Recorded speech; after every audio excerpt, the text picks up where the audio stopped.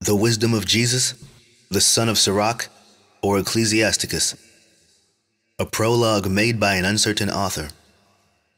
This Jesus was the son of Sirach, a grandchild to Jesus of the same name with him. This man therefore lived in the latter times, after the people had been led away captive and called home again, and almost after all the prophets.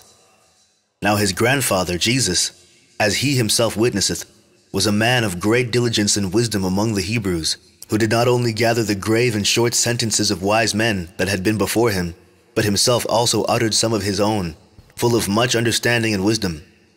When as therefore the first Jesus died, leaving this book almost perfected, Sirach his son, receiving it after him, left it to his own son Jesus, who, having gotten it into his hands, compiled it all orderly into one volume, and called it Wisdom, entitling it both by his own name, his father's name, and his grandfather's, alluring the hearer by the very name of wisdom to have a greater love to the study of this book. It containeth therefore wise sayings, dark sentences and parables, and certain particular ancient godly stories of men that pleased God, also his prayer and song. Moreover, what benefits God had vouchsafed his people, and what plagues he had heaped upon their enemies. This Jesus did imitate Solomon, and was no less famous for wisdom and learning, both being indeed a man of great learning, and so reputed also. The prologue of the wisdom of Jesus, the son of Sirach.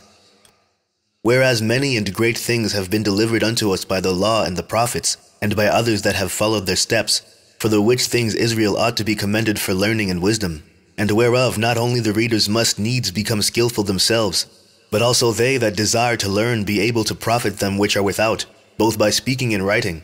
My grandfather, Jesus, when he had much given himself to the reading of the law and the prophets and other books of our fathers, and had gotten therein good judgment, was drawn on also himself to write something pertaining to learning and wisdom, to the intent that those which are desirous to learn, and are addicted to these things, might profit much more in living according to the law. Wherefore let me entreat you to read it with favor and attention, and to pardon us, wherein we may seem to come short of some words, which we have labored to interpret. For the same things uttered in Hebrew, and translated into another tongue, have not the same force in them. And not only these things, but the law itself and the prophets, and the rest of the books, have no small difference when they are spoken in their own language. For in the 8th and 13th year of coming into Egypt, when Euergetes was king, and continuing there some time, I found a book of no small learning. Therefore I thought it most necessary for me to bestow some diligence and travail to interpret it, using great watchfulness and skill in that space to bring the book to an end, and set it forth for them also which in a strange country are willing to learn, being prepared before in manners to live after the law. Chapter 1. All wisdom cometh from the Lord, and is with him forever. Who can number the sand of the sea, and the drops of rain, and the days of eternity?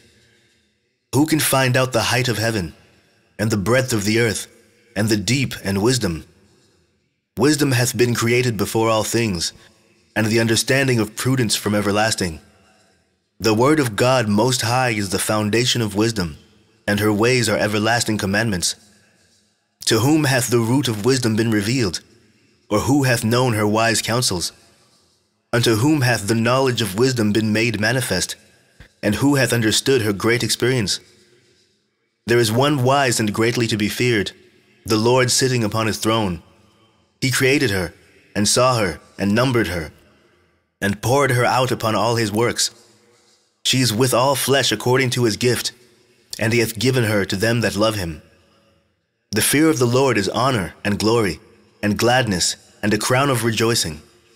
The fear of the Lord maketh a merry heart, and giveth joy and gladness, and a long life. Whoso feareth the Lord, it shall go well with him at the last, and he shall find favor in the day of his death. To fear the Lord is the beginning of wisdom, and it was created with the faithful in the womb. She hath built an everlasting foundation with men, and she shall continue with their seed. To fear the Lord is fullness of wisdom, and filleth men with her fruits. She filleth all their house with things desirable, and the garners with her increase.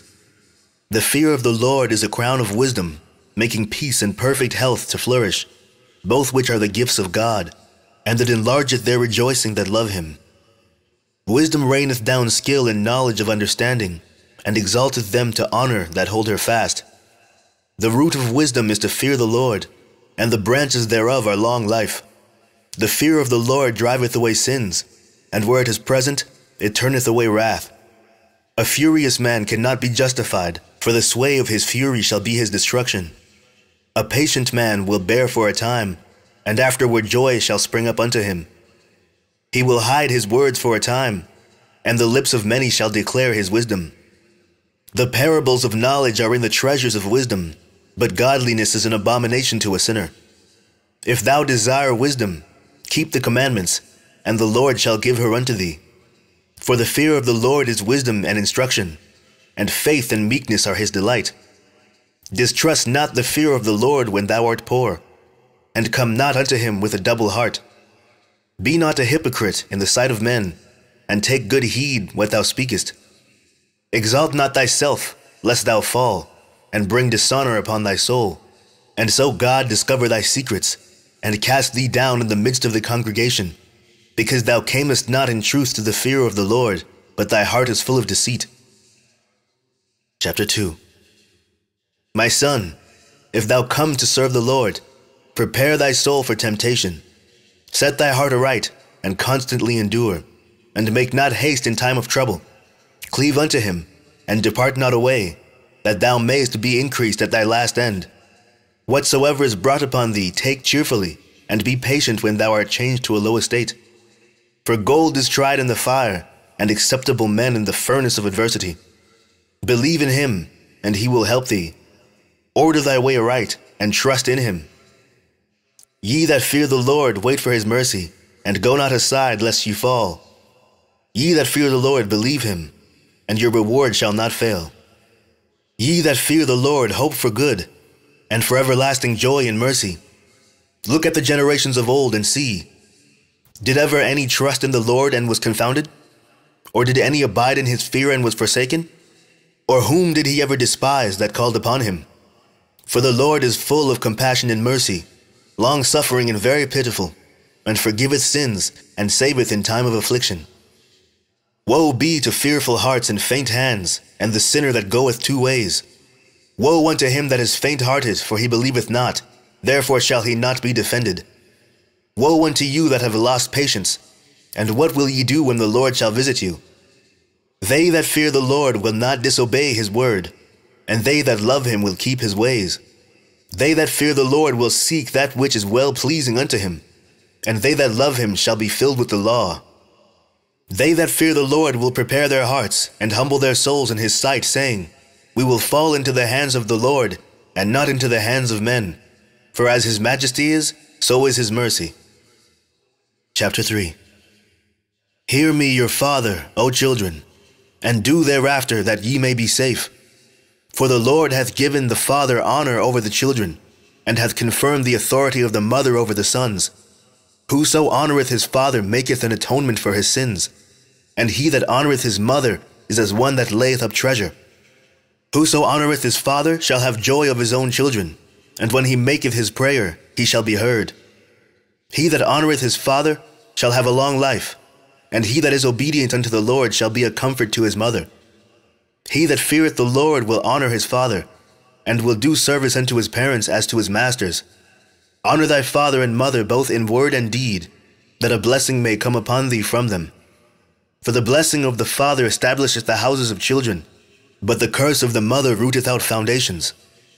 Glory not in the dishonour of thy father, for thy father's dishonour is no glory unto thee.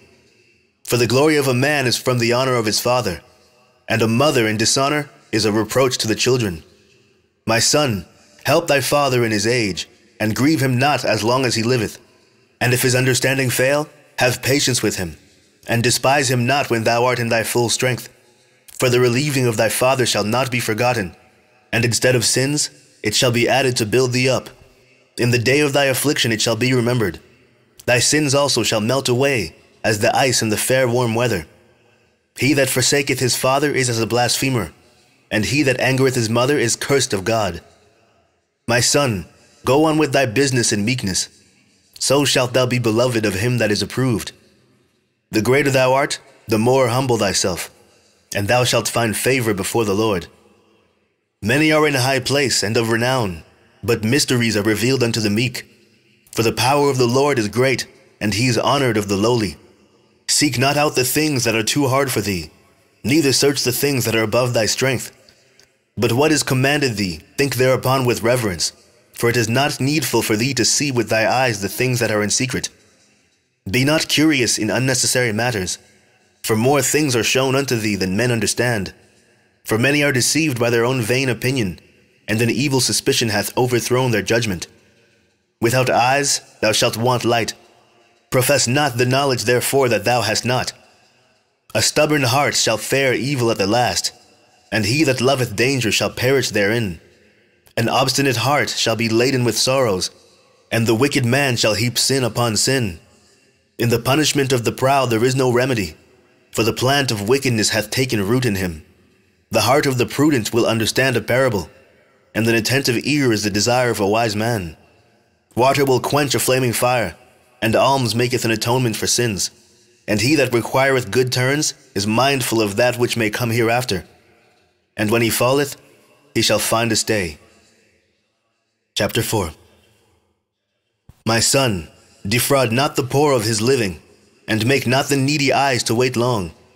Make not a hungry soul sorrowful, neither provoke a man in his distress. Add no more trouble to a heart that is vexed, and defer not to give him that is in need. Reject not the supplication of the afflicted, neither turn away thy face from a poor man. Turn not away thy eye from the needy, and give him no occasion to curse thee. For if he curse thee in the bitterness of his soul, his prayer shall be heard of him that made him.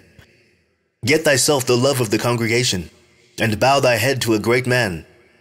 Let it not grieve thee to bow down thy ear to the poor, and give him a friendly answer with meekness. Deliver him that suffereth wrong from the hand of the oppressor, and be not faint-hearted when thou sittest in judgment. Be as a father unto the fatherless, and instead of a husband unto their mother. So shalt thou be as the son of the Most High, and he shall love thee more than thy mother doth. Wisdom exalteth her children, and layeth hold of them that seek her. He that loveth her loveth life, and they that seek to her early shall be filled with joy. He that holdeth her fast shall inherit glory, and wheresoever she entereth, the Lord will bless. They that serve her shall minister to the Holy One, and them that love her the Lord doth love. Whoso giveth ear unto her shall judge the nations, and he that attendeth unto her shall dwell securely. If a man commit himself unto her, he shall inherit her, and his generation shall hold her in possession. For at the first she will walk with him by crooked ways, and bring fear and dread upon him, and torment him with her discipline, until she may trust his soul, and try him by her laws. Then she will return the straight way unto him, and comfort him, and show him her secrets. But if he go wrong, she will forsake him, and give him over to his own ruin. Observe the opportunity, and beware of evil, and be not ashamed when it concerneth thy soul. For there is a shame that bringeth sin, and there is a shame which is glory and grace. Accept no person against thy soul, and let not the reverence of any man cause thee to fall. And refrain not to speak when there is an occasion to do good, and hide not thy wisdom in her beauty. For by speech wisdom shall be known, and learning by the word of the tongue. In no wise speak against the truth, but be abashed of the error of thy ignorance. Be not ashamed to confess thy sins, and force not the course of the river. Make not thyself an underling to a foolish man, neither accept the person of the mighty. Strive for the truth unto death, and the Lord shall fight for thee. Be not hasty in thy tongue, and in thy deeds slack and remiss. Be not as a lion in thy house, nor frantic among thy servants. Let not thy hand be stretched out to receive, and shut down when thou shouldst repay. Chapter 5. Set not thy heart upon thy goods, and say not, I have enough for my life. Follow not thy own mind and thy strength, to walk in the ways of thy heart. And say not, who shall control me for my works? For the Lord will surely revenge thy pride. Say not, I have sinned, and what harm hath happened unto me? For the Lord is long-suffering, he will in no wise let thee go. Concerning propitiation, be not without fear to add sin unto sin, and say not, his mercy is great. He will be pacified for the multitude of my sins. For mercy and wrath come from him, and his indignation resteth upon sinners. Make no tarrying to turn to the Lord, and put not off from day to day. For suddenly shall the wrath of the Lord come forth, and in thy security thou shalt be destroyed, and perish in the day of vengeance. Set not thy heart upon goods unjustly gotten, for they shall not profit thee in the day of calamity. Winnow not with every wind, and go not into every way, for so doth the sinner that hath a double tongue. Be steadfast in thy understanding, and let thy word be the same. Be swift to hear, and let thy life be sincere, and with patience give answer. If thou hast understanding, answer thy neighbor. If not, lay thy hand upon thy mouth. Honor and shame is in talk, and the tongue of man is his fall. Be not called a whisperer, and lie not in wait with thy tongue. For a foul shame is upon the thief, and an evil condemnation upon the double tongue. Be not ignorant of anything in a great matter or a small. Chapter 6. Instead of a friend, become not an enemy, for thereby thou shalt inherit an ill name, shame, and reproach. Even so shall the sinner that hath a double tongue. Extol not thyself in the counsel of thy own heart, that thy soul be not torn in pieces as a bull straying alone. Thou shalt eat up thy leaves and lose thy fruit, and leave thyself as a dry tree. A wicked soul shall destroy him that hath it, and it shall make him to be laughed to scorn of his enemies. Sweet language will multiply friends, and a fair-speaking tongue will increase kind greetings. Be in peace with many, nevertheless, have but one counselor of 1,000. If thou wouldst get a friend, prove him first, and be not hasty to credit him. For some man is a friend for his own occasion, and will not abide in the day of thy trouble. And there is a friend, who being turned to enmity and strife will discover thy reproach. Again, some friend is a companion at the table, and will not continue in the day of thy affliction. But in thy prosperity he will be as thyself, and will be bold over thy servants. If thou be brought low, he will be against thee, and will hide himself from thy face. Separate thyself from thy enemies, and take heed of thy friends. A faithful friend is a strong defense, and he that hath found such a one hath found a treasure. Nothing doth countervail a faithful friend, and his excellence is invaluable. A faithful friend is the medicine of life, and they that fear the Lord shall find him. Whoso feareth the Lord shall direct his friendship aright, for as he is, so shall his neighbor be also. My son, gather instruction from thy youth up, so shalt thou find wisdom till thy old age. Come unto her as one that ploweth and soweth, and wait for her good fruits. For thou shalt not toil much in laboring about her, but thou shalt eat of her good fruits right soon. She is very unpleasant to the unlearned. He that is without understanding will not remain with her. She will lie upon him as a mighty stone of trial, and he will cast her from him ere be it long. For wisdom is according to her name, and she is not manifest unto many.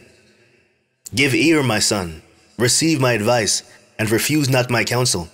And put thy feet into her fetters, and thy neck into her chain. Bow down thy shoulder, and bear her, and be not grieved with her bonds. Come unto her with thy whole heart, and keep her ways with all thy power. Search and seek, and she shall be made known unto thee. And when thou hast got hold of her, let her not go, for at the last thou shalt find her rest, and that shall be turned to thy joy. Then shall her fetters be a strong defense for thee, and her chains a robe of glory. For there is a golden ornament upon her, and her bands are purple lace. Thou shalt put her on as a robe of honor, and shalt put her about thee as a crown of joy. My son, if thou wilt, thou shalt be taught, and if thou wilt apply thy mind, thou shalt be prudent. If thou love to hear, thou shalt receive understanding, and if thou bow thy ear, thou shalt be wise. Stand in the multitude of the elders, and cleave unto him that is wise. Be willing to hear every godly discourse, and let not the parables of understanding escape thee. And if thou seest a man of understanding, get thee betimes unto him, and let thy foot wear the steps of his door. Let thy mind be upon the ordinances of the Lord, and meditate continually in his commandments. He shall establish thy heart, and give thee wisdom at thy own desire.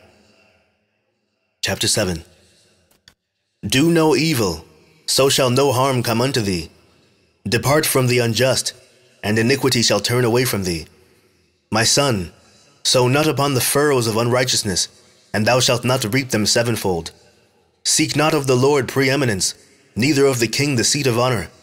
Justify not thyself before the Lord, and boast not of thy wisdom before the king. Seek not to be judged, being not able to take away iniquity, lest at any time thou fear the person of the mighty, and lay a stumbling block in the way of thy uprightness. Offend not against the multitude of a city, and then thou shalt not cast thyself down among the people. Bind not one sin upon another, for in one thou shalt not be unpunished. Say not, God will look upon the multitude of my oblations, and when I offer to the Most High God, he will accept it. Be not faint-hearted when thou makest thy prayer, and neglect not to give alms. Laugh no man to scorn in the bitterness of his soul, for there is one that humbleth and exalteth. Devise not a lie against thy brother, neither do the like to thy friend. Use not to make any manner of lie, for the custom thereof is not good.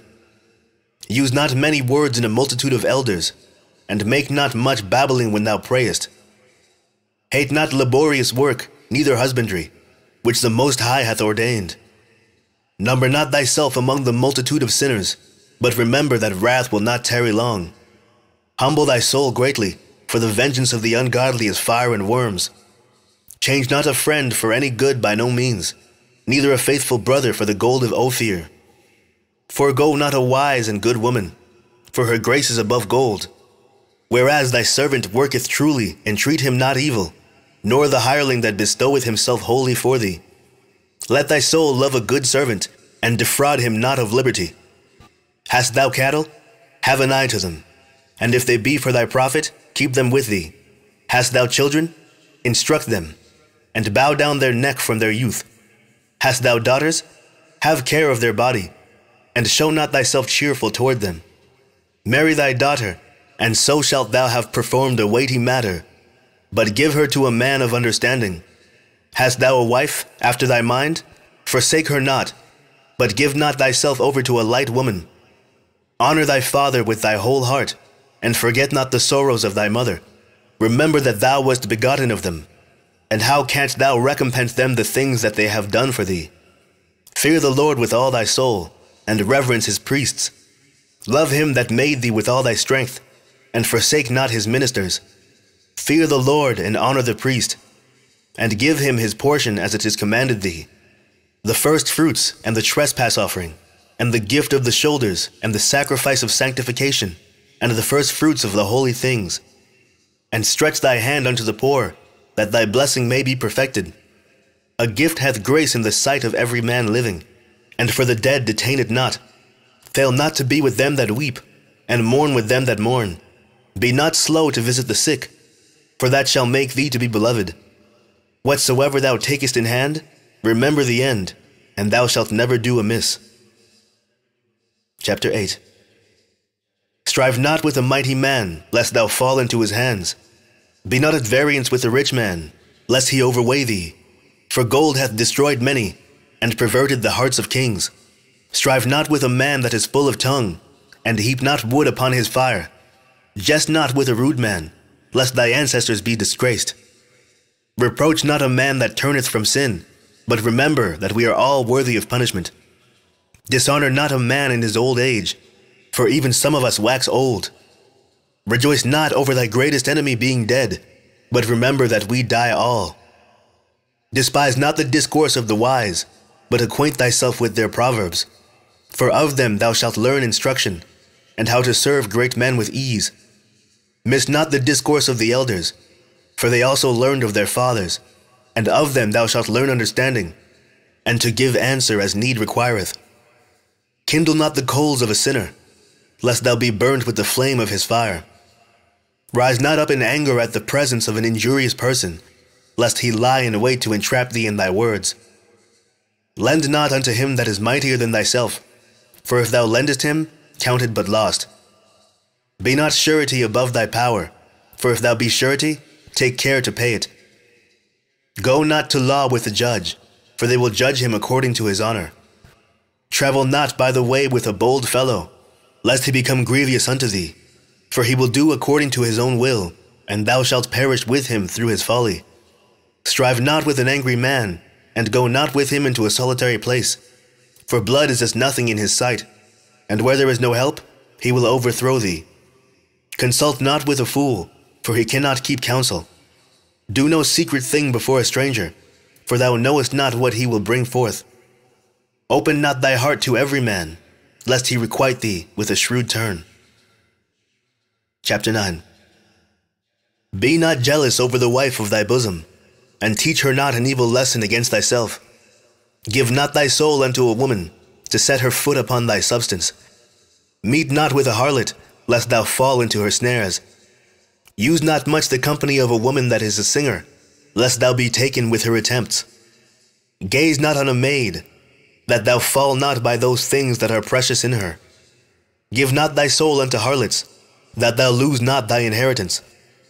Look not round about thee in the streets of the city, neither wander thou in the solitary places thereof.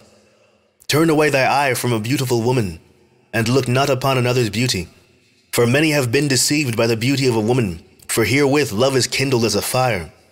Sit not at all with another man's wife, nor sit down with her in thy arms.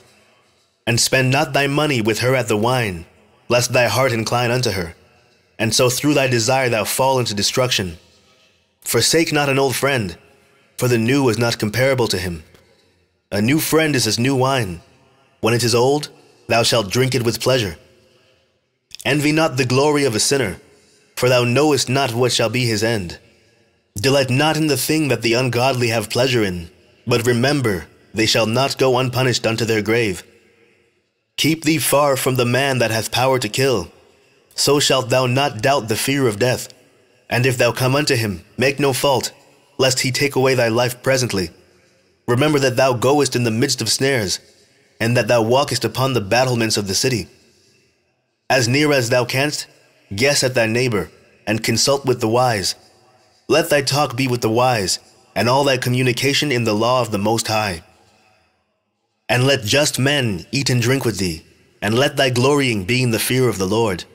For the hand of the artificer the work shall be commended, for the wise ruler of the people for his speech. A man of an ill tongue is dangerous in his city, and he that is rash in his talk shall be hated. Chapter 10. A wise judge will instruct his people, and the government of a prudent man is well ordered. As the judge of the people is himself, so are his officers. And what manner of a man the ruler of the city is, such are all they that dwell therein. An unwise king destroyeth his people, but through the prudence of them which are in authority the city shall be inhabited. The power of the earth is in the hand of the Lord, and in due time he will set over it one that is profitable. In the hand of God is the prosperity of man, and upon the person of the scribe shall he lay his honor. Bear not hatred to thy neighbor for every wrong, and do nothing at all by injurious practices. Pride is hateful before God and man, and by both doth one commit iniquity. Because of unrighteous dealings, injuries, and riches got by deceit, the kingdom is translated from one people to another. Why is earth and ashes proud? There is not a more wicked thing than a covetous man. For such a one setteth his own soul to sale, because a while he liveth he casteth away his bowels. The physician cutteth off a long disease. And he that is today a king, tomorrow shall die. For when a man is dead, he shall inherit creeping things, beasts and worms. The beginning of pride is when one departeth from God, and his heart is turned away from his Maker. For pride is the beginning of sin, and he that hath it shall pour out abomination. And therefore the Lord brought upon them strange calamities, and overthrew them utterly. The Lord hath cast down the thrones of proud princes, and set up the meek in their stead. The Lord hath plucked up the roots of the proud nations, and planted the lowly in their place. The Lord overthrew countries of the heathen, and destroyed them to the foundations of the earth. He took some of them away, and destroyed them, and hath made their memorial to cease from the earth. Pride was not made for men, nor furious anger for them that are born of a woman. They that fear the Lord are a sure seed, and they that love him an honorable plant. They that regard not the law are a dishonorable seed, and they that transgress the commandments are a deceivable seed. Among brethren, he that is chief is honorable. So are they that fear the Lord in his eyes. The fear of the Lord goeth before the obtaining of authority, but roughness and pride is the losing thereof. Whether he be rich, noble, or poor, their glory is the fear of the Lord. It is not meet to despise the poor man that hath understanding, neither is it convenient to magnify a sinful man. Great men, and judges, and potentates shall be honored, yet is there none of them greater than he that feareth the Lord. Unto the servant that is wise shall they that are free do service, and he that hath knowledge will not grudge when he is reformed. Be not overwise in doing thy business, and boast not thyself in the time of thy distress. Better is he that laboureth and aboundeth in all things, than he that boasteth himself and wanteth bread. My son, glorify thy soul in meekness, and give it honour according to the dignity thereof. Who will justify him that sinneth against his own soul? And who will honour him that dishonoureth his own life? The poor man is honoured for his skill, and the rich man is honoured for his riches. He that is honoured in poverty, how much more in riches? And he that is dishonourable in riches, how much more in poverty?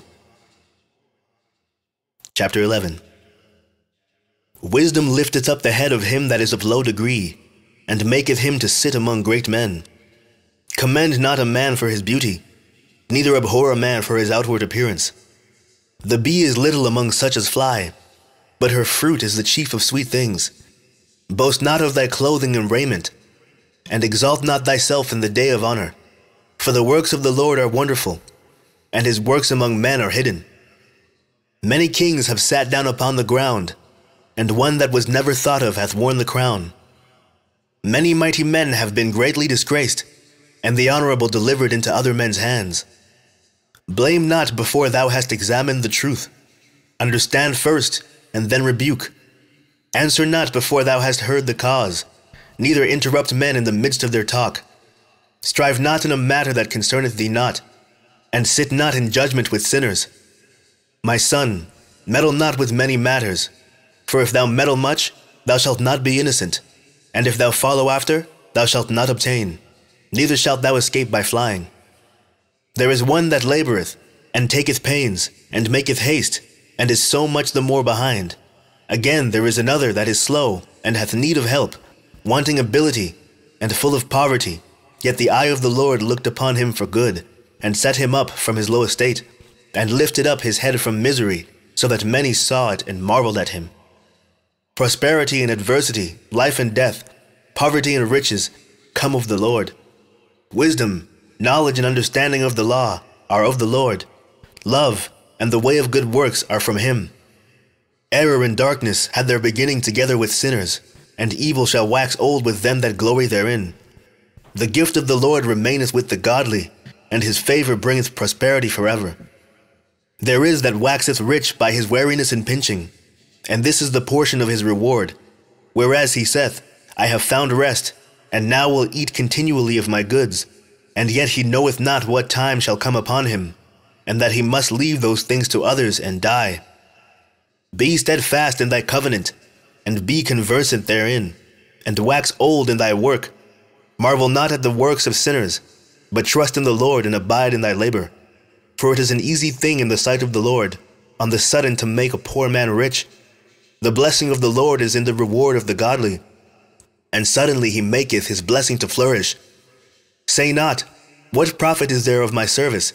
And what good things shall I have hereafter? Again, say not, I have enough, and possess many things, and what evil can come to me hereafter? In the day of prosperity, there is a forgetfulness of affliction, and in the day of affliction, there is no remembrance of prosperity.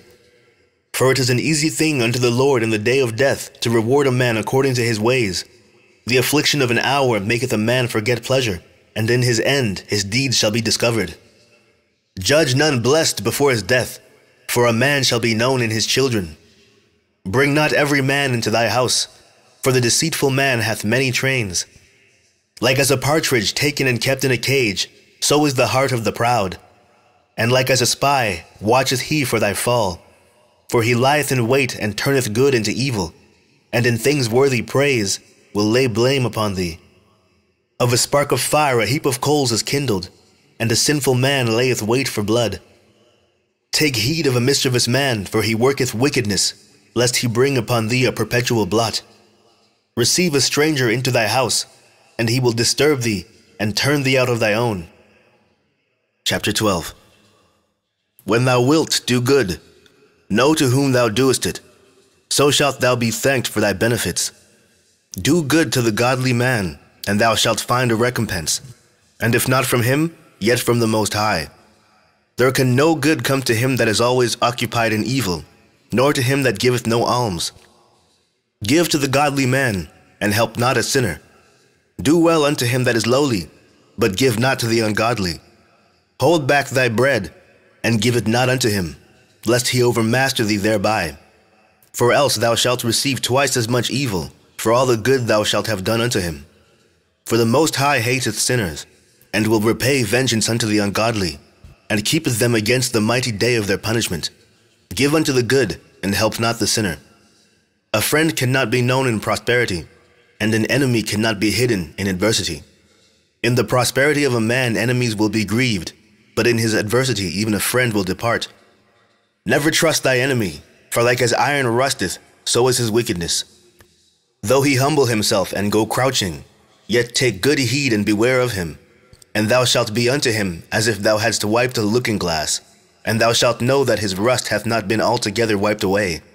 Set him not by thee, lest when he hath overthrown thee, he stand up in thy place, neither let him sit at thy right hand, lest he seek to take thy seat. And thou at the last remember my words, and be pricked therewith. Who will pity a charmer that is bitten with a serpent, or any such as come nigh wild beasts?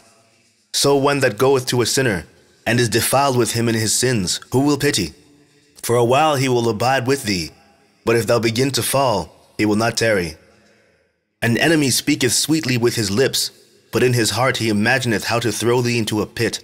He will weep with his eyes, but if he find opportunity, he will not be satisfied with blood. If adversity come upon thee, thou shalt find him there first.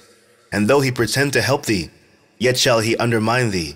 He will shake his head and clap his hands, and whisper much and change his countenance. Chapter 13. He that toucheth pitch shall be defiled therewith, and he that hath fellowship with a proud man shall be like unto him. Burden not thyself above thy power while thou livest, and have no fellowship with one that is mightier and richer than thyself. For how agree the kettle and the earthen pot together? For if the one be smitten against the other, it shall be broken. The rich man hath done wrong, and yet he threateneth withal. The poor is wronged, and he must entreat also.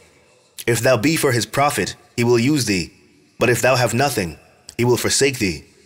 If thou have anything, he will live with thee. Yea, he will make thee bear, and will not be sorry for it.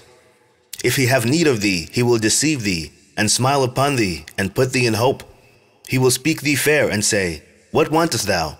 And he will shame thee by his meats, until he have drawn thee dry twice or thrice, and at the last he will laugh thee to scorn.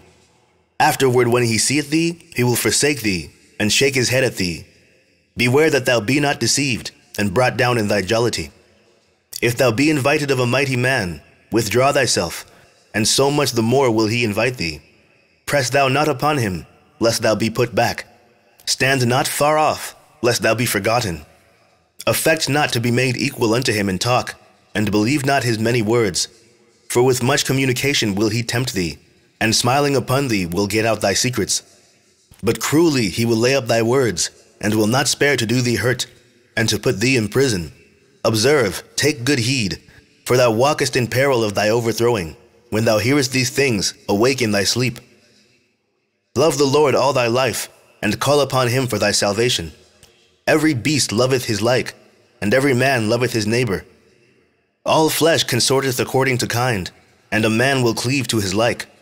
What fellowship hath the wolf with the lamb? So the sinner with the godly.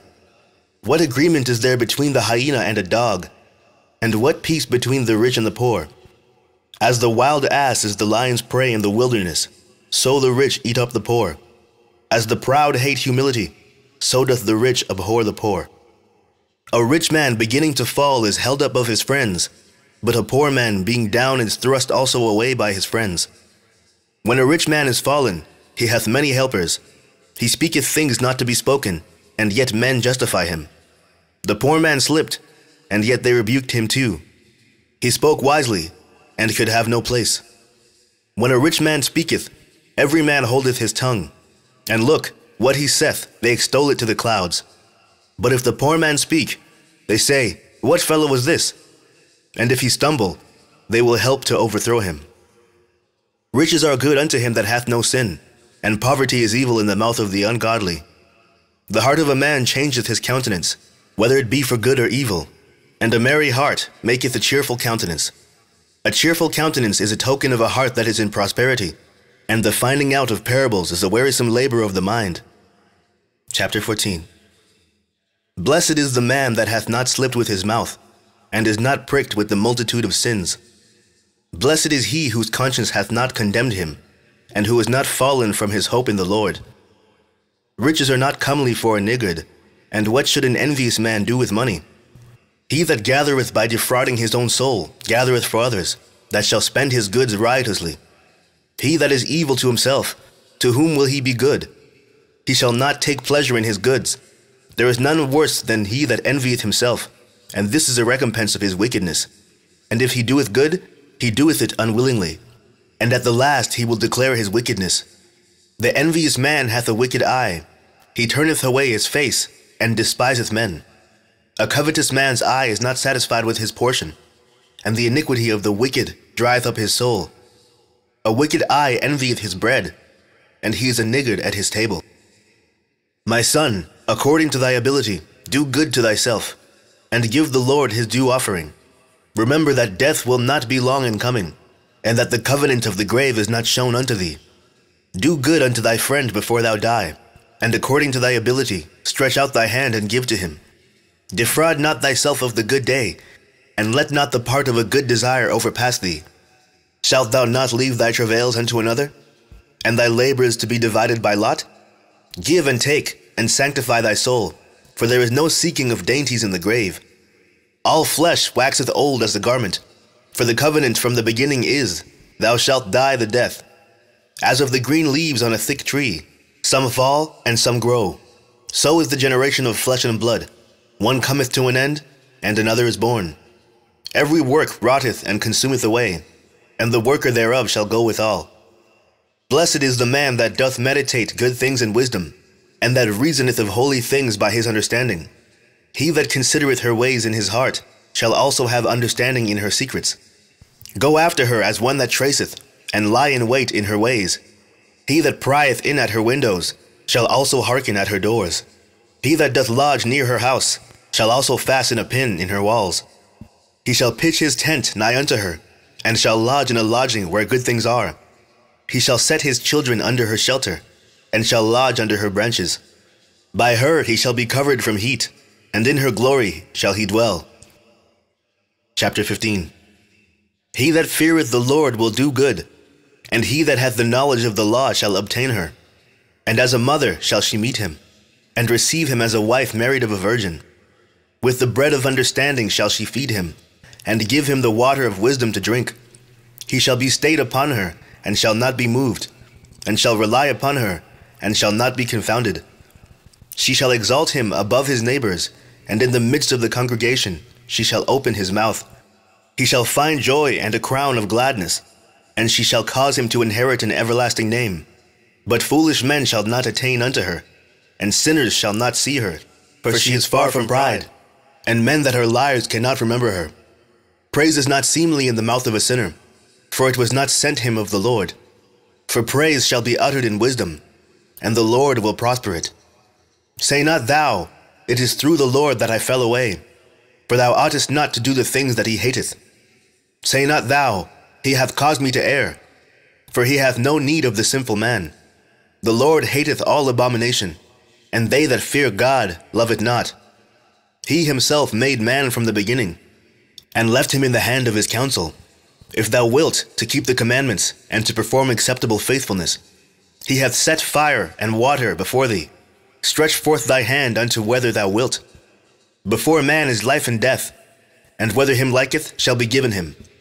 For the wisdom of the Lord is great, and he is mighty in power, and beholdeth all things. And his eyes are upon them that fear him, and he knoweth every work of man.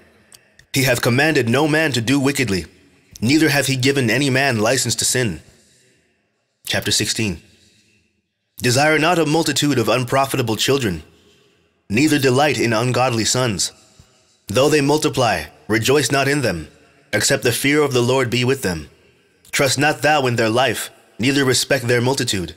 For one that is just is better than 1,000. And better it is to die without children than to have them that are ungodly. For by one that hath understanding shall the city be replenished, but the kindred of the wicked shall speedily become desolate. Many such things have I seen with my eyes, and my ear hath heard greater things than these. In the congregation of the ungodly shall a fire be kindled, and in a rebellious nation wrath is set on fire. He was not pacified towards the old giants, who fell away in the strength of their foolishness. Neither spared he the place where Lot sojourned, but abhorred them for their pride. He pitied not the people of perdition, who were taken away in their sins, nor the 600,000 footmen, who were gathered together in the hardness of their hearts. And if there be one stiff-necked among the people, it is marvel if he escape unpunished. For mercy and wrath are with him. He is mighty to forgive, and to pour out displeasure. And his mercy is great, so is his correction also. He judgeth a man according to his works. The sinner shall not escape with his spoils, and the patience of the ungodly shall not be frustrate. Make way for every work of mercy, for every man shall find according to his works. The Lord hardened Pharaoh, that he should not know him, that his powerful works might be known to the world. His mercy is manifest to every creature, and he hath separated his light from the darkness with an adamant. Say not thou, I will hide myself from the Lord. Shall any remember me from above? I shall not be remembered among so many people. For what is my soul among such an infinite number of creatures? Behold the heaven, and the heaven of heavens, the deep, and the earth, and all that therein is, shall be moved when he shall visit. The mountains also and foundations of the earth shall be shaken with trembling, when the Lord looketh upon them. No heart can think upon these things worthily, and who is able to conceive his ways? It is a tempest which no man can see, for the most part of his works are hid. Who can declare the works of his justice, or who can endure them? For his covenant is afar off, and the trial of all things is in the end. He that wanteth understanding will think upon vain things, and a foolish man, erring, imagineth follies. My son, hearken unto me, and learn knowledge, and mark my words with thy heart. I will show forth doctrine in weight, and declare his knowledge exactly. The works of the Lord are done in judgment from the beginning, and from the time he made them, he disposed the parts thereof. He garnished his works forever, and in his hand are the chief of them unto all generations. They neither labor, nor are weary, nor cease from their works. None of them hindereth another, and they shall never disobey his word. After this the Lord looketh upon the earth, and filled it with his blessings. With all manner of living things hath he covered the face thereof, and they shall return into it again. Chapter 17. The Lord created man of the earth, and turned him into it again. He gave them few days and a short time, and power also over the things therein. He endued them with strength by themselves, and made them according to his image, and put the fear of man upon all flesh, and gave him dominion over beasts and fowls. They received the use of the 5 operations of the Lord, and in the 6th place he imparted them understanding, and in the 7th speech, an interpreter of the cogitations thereof.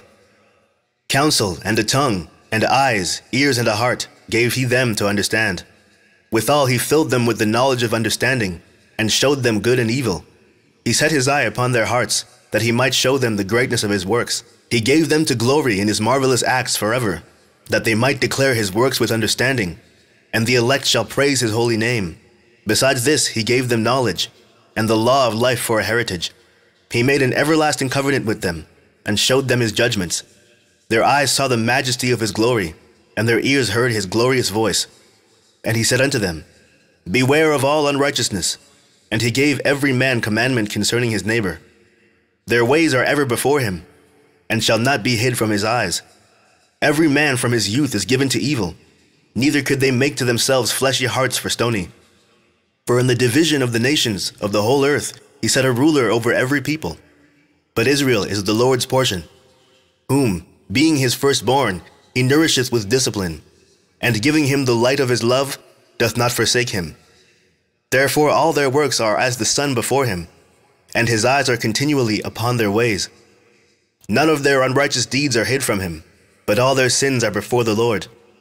But the Lord, being gracious and knowing his workmanship, neither left nor forsook them, but spared them, The alms of a man is as a signet with him, and he will keep the good deeds of a man as the apple of the eye, and give repentance to his sons and daughters. Afterward he will rise up and reward them, and render their recompense upon their heads. But unto them that repent he granted them return, and comforted those that fail in patience. Return unto the Lord, and forsake thy sins. Make thy prayer before his face, and offend less. Turn again to the Most High, and turn away from iniquity. For he will lead thee out of darkness into the light of health. And hate thou abomination vehemently. Who shall praise the Most High in the grave, instead of them which live and give thanks? Thanksgiving perisheth from the dead, as from one that is not. The living and sound in heart shall praise the Lord. How great is the loving kindness of the Lord our God, and his compassion unto such as turn unto him in holiness. For all things cannot be in men, because the Son of Man is not immortal. What is brighter than the sun? Yet the light thereof faileth, and flesh and blood will imagine evil. He vieweth the power of the height of heaven, and all men are but earth and ashes. Chapter 18. He that liveth forever created all things in general. The Lord only is righteous, and there is no other but he, who governeth the world with the palm of his hand, and all things obey his will. For he is the King of all, by his power dividing holy things among them for profane. To whom hath he given power to declare his works? And who shall find out his noble acts? Who shall number the strength of his majesty? And who shall also tell out his mercies? As for the wondrous works of the Lord, there may be nothing taken from them, neither may anything be put unto them, neither can the ground of them be found out. When a man hath done, then he beginneth, and when he leaveth off, then he shall be doubtful. What is man, and whereunto serveth he? What is his good, and what is his evil? The number of a man's days at the most are 100 years, as a drop of water unto the sea, and a gravel stone in comparison of the sand. So are 1,000 years to the days of eternity. Therefore is God patient with them, and poureth forth his mercy upon them. He saw and perceived their end to be evil. Therefore he multiplied his compassion. The mercy of man is toward his neighbor, but the mercy of the Lord is upon all flesh. He reproveth, and nurtureth, and teacheth, and bringeth again as a shepherd his flock. He hath mercy on them that receive discipline, and that diligently seek after his judgments. My son, blemish not thy good deeds, neither use uncomfortable words when thou givest anything. Shall not the dew assuage the heat? So is a word better than a gift. Lo, is not a word better than a gift? But both are with a gracious man. A fool will upbraid churlishly, and the gift of the envious consumeth the eyes. Learn before thou speak, and use physic or ever thou be sick. Before judgment examine thyself, and in the day of visitation thou shalt find mercy. Humble thyself before thou be sick, and in the time of sins show repentance. Let nothing hinder thee to pay thy vow in due time, and defer not until death to be justified. Before thou prayest, prepare thyself, and be not as one that tempteth the Lord. Think upon the wrath that shall be at the end, and the time of vengeance when he shall turn away his face. When thou hast enough, remember the time of hunger, and when thou art rich, think upon poverty and need. From the morning until the evening the time is changed, and all things are soon done before the Lord.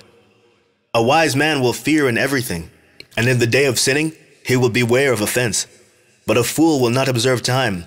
Every man of understanding knoweth wisdom, and will give praise unto him that found her. They that were of understanding in sayings became also wise themselves, and poured forth exquisite parables. Go not after thy lusts, but refrain thyself from thy appetites. If thou givest thy soul the desires that please her, she will make thee a laughingstock to thy enemies that malign thee. Take not pleasure in much good cheer, neither be tied to the expense thereof. Be not made a beggar by banqueting upon borrowing when thou hast nothing in thy purse, for thou shalt lie in wait for thy own life and be talked on. Chapter 19. A laboring man that is given to drunkenness shall not be rich, and he that contemneth small things shall fall by little and little. Wine and women will make men of understanding to fall away, and he that cleaveth to harlots will become impudent. Moths and worms shall have him to heritage, and a bold man shall be taken away. He that is hasty to give credit is light-minded, and he that sinneth shall offend against his own soul. Whoso taketh pleasure in wickedness shall be condemned, but he that resisteth pleasures crowneth his life. He that can rule his tongue shall live without strife, and he that hateth babbling shall have less evil. Rehearse not unto another that which is told unto thee, and thou shalt fare never the worse. Whether it be to friend or foe, talk not of other men's lives, and if thou canst without offense, reveal them not. For he heard and observed thee, and when time cometh, he will hate thee. If thou hast heard a word, let it die with thee, and be bold, it will not burst thee. A fool travaileth with a word, as a woman in labor of a child. As an arrow that sticketh in a man's thigh, so is a word within a fool's belly. Admonish a friend, it may be he hath not done it, and if he have done it, then he do it no more. Admonish thy friend, it may be he hath not said it, and if he have, that he speak it not again. Admonish a friend, for many times it is a slander, and believe not every tale. There is one that slippeth in his speech, but not from his heart. And who is he that hath not offended with his tongue? Admonish thy neighbor before thou threaten him, and not being angry, give place to the law of the Most High. The fear of the Lord is the first step to be accepted of him, and wisdom obtaineth his love. The knowledge of the commandments of the Lord is the doctrine of life, and they that do things that please him shall receive the fruit of the tree of immortality. The fear of the Lord is all wisdom, and in all wisdom is the performance of the law, and the knowledge of his omnipotency.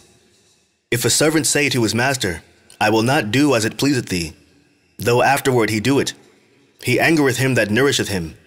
The knowledge of wickedness is not wisdom, neither at any time the counsel of sinners prudence. There is a wickedness, and the same an abomination, and there is a fool wanting in wisdom. He that hath small understanding and feareth God is better than one that hath much wisdom and transgresseth the law of the Most High. There is an exquisite subtlety, and the same is unjust, and there is one that turneth aside to make judgment appear, and there is a wise man that justifieth in judgment. There is a wicked man that hangeth down his head sadly, but inwardly he is full of deceit, casting down his countenance, and making as if he heard not.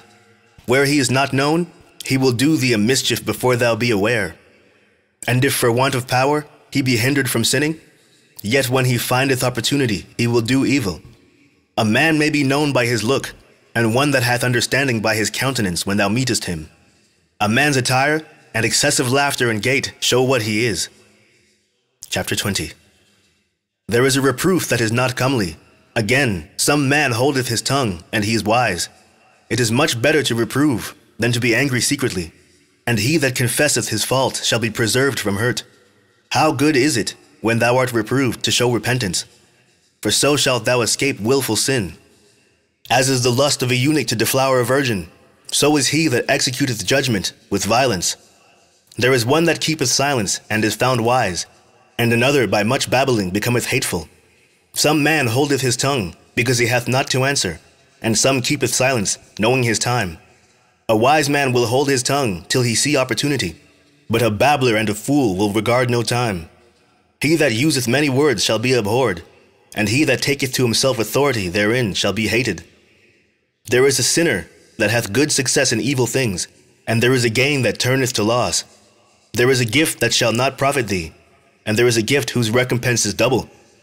There is an abasement because of glory, and there is that lifteth up his head from a low estate. There is that buyeth much for a little, and repayeth it sevenfold. A wise man by his words maketh himself beloved, but the graces of fools shall be poured out. The gift of a fool shall do thee no good when thou hast it, neither yet of the envious for his necessity. For he looketh to receive many things for one. He giveth little, and upbraideth much. He openeth his mouth like a crier. Today he lendeth, and tomorrow he will ask it again. For such a one is to be hated of God and man. The fool saith, I have no friends, I have no thanks for all my good deeds, and they that eat my bread speak evil of me. How oft and of how many shall he be laughed to scorn? For he knoweth not aright what is to have, and it is all one unto him as if he had it not.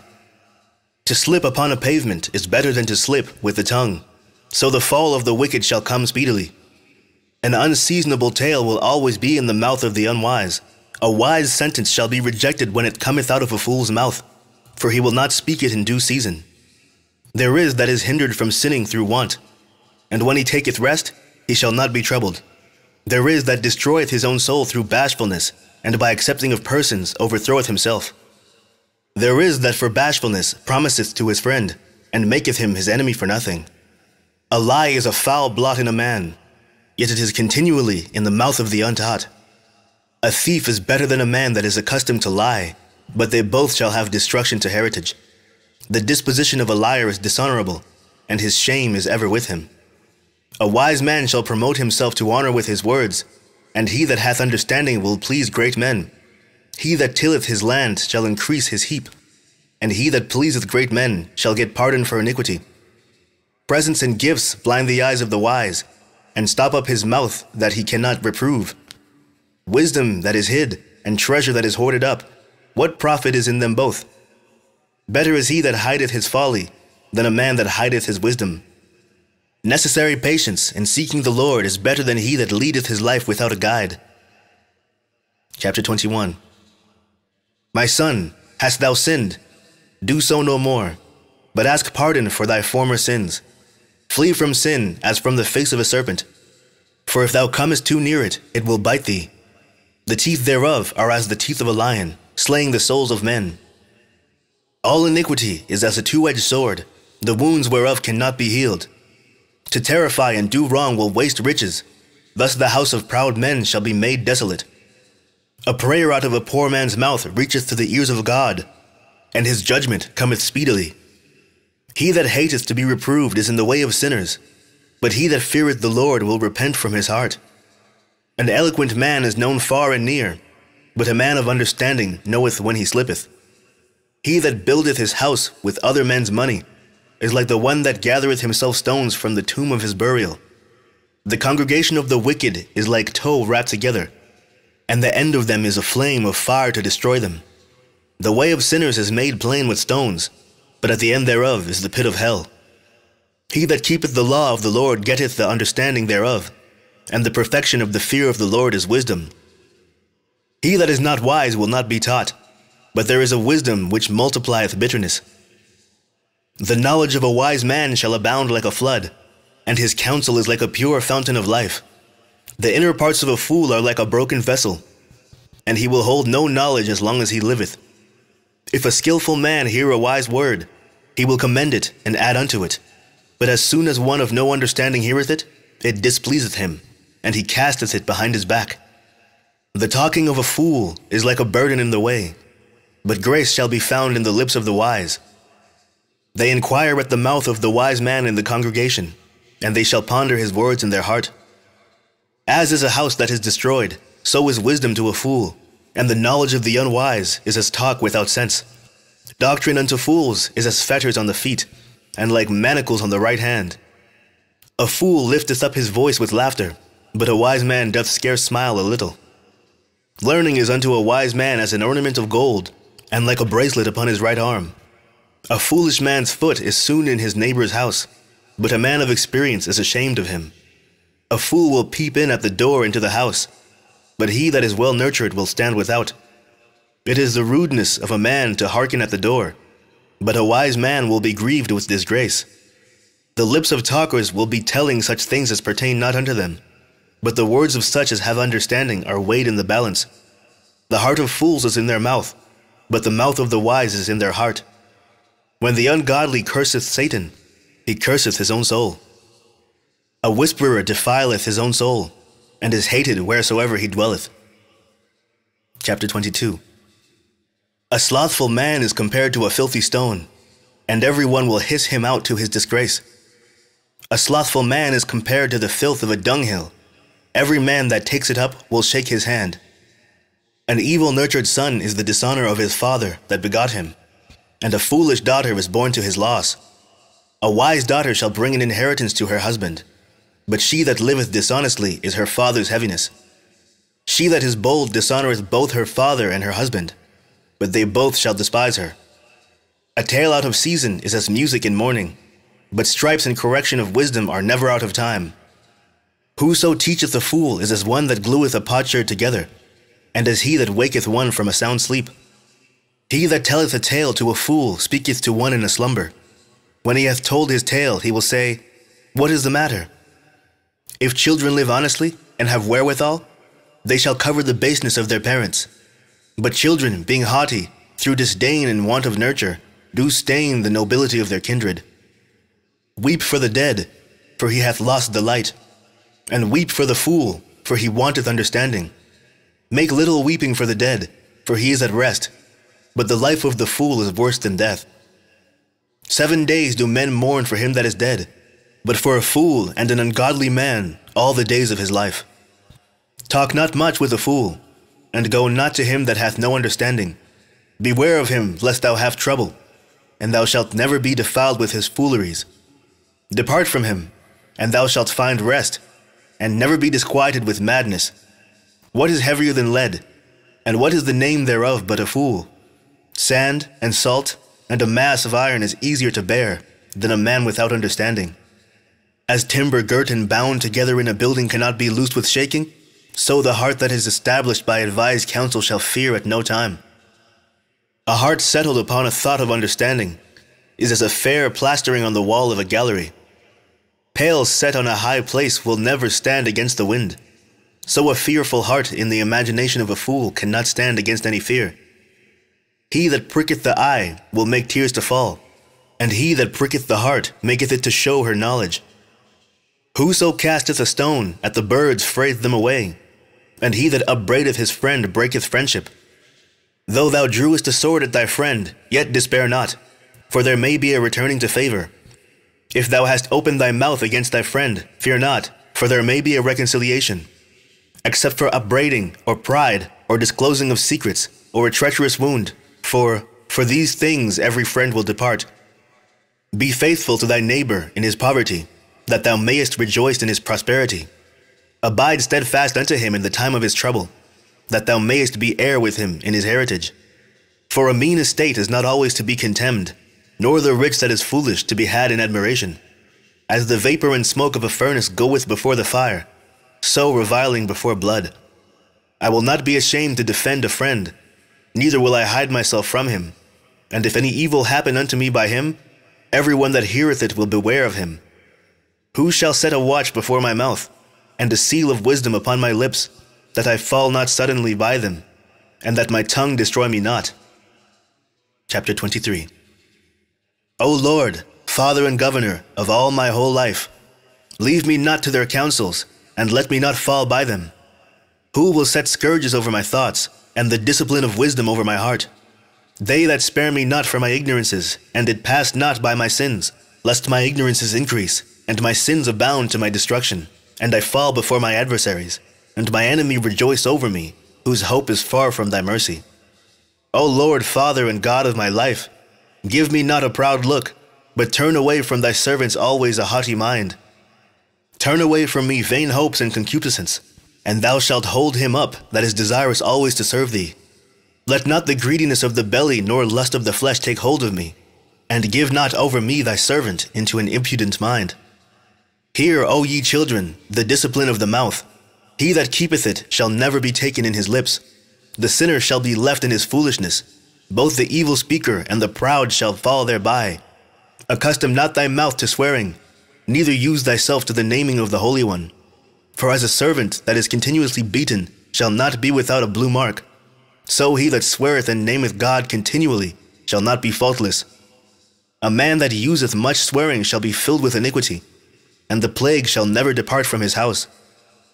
If he shall offend, his sin shall be upon him. And if he acknowledge not his sin, he maketh a double offense. And if he swear in vain, he shall not be innocent, but his house shall be full of calamities. There is a word that is clothed about with death. God grant that it be not found in the heritage of Jacob. For all such things shall be far from the godly, and they shall not wallow in their sins. Use not thy mouth to intemperate swearing, for therein is the word of sin.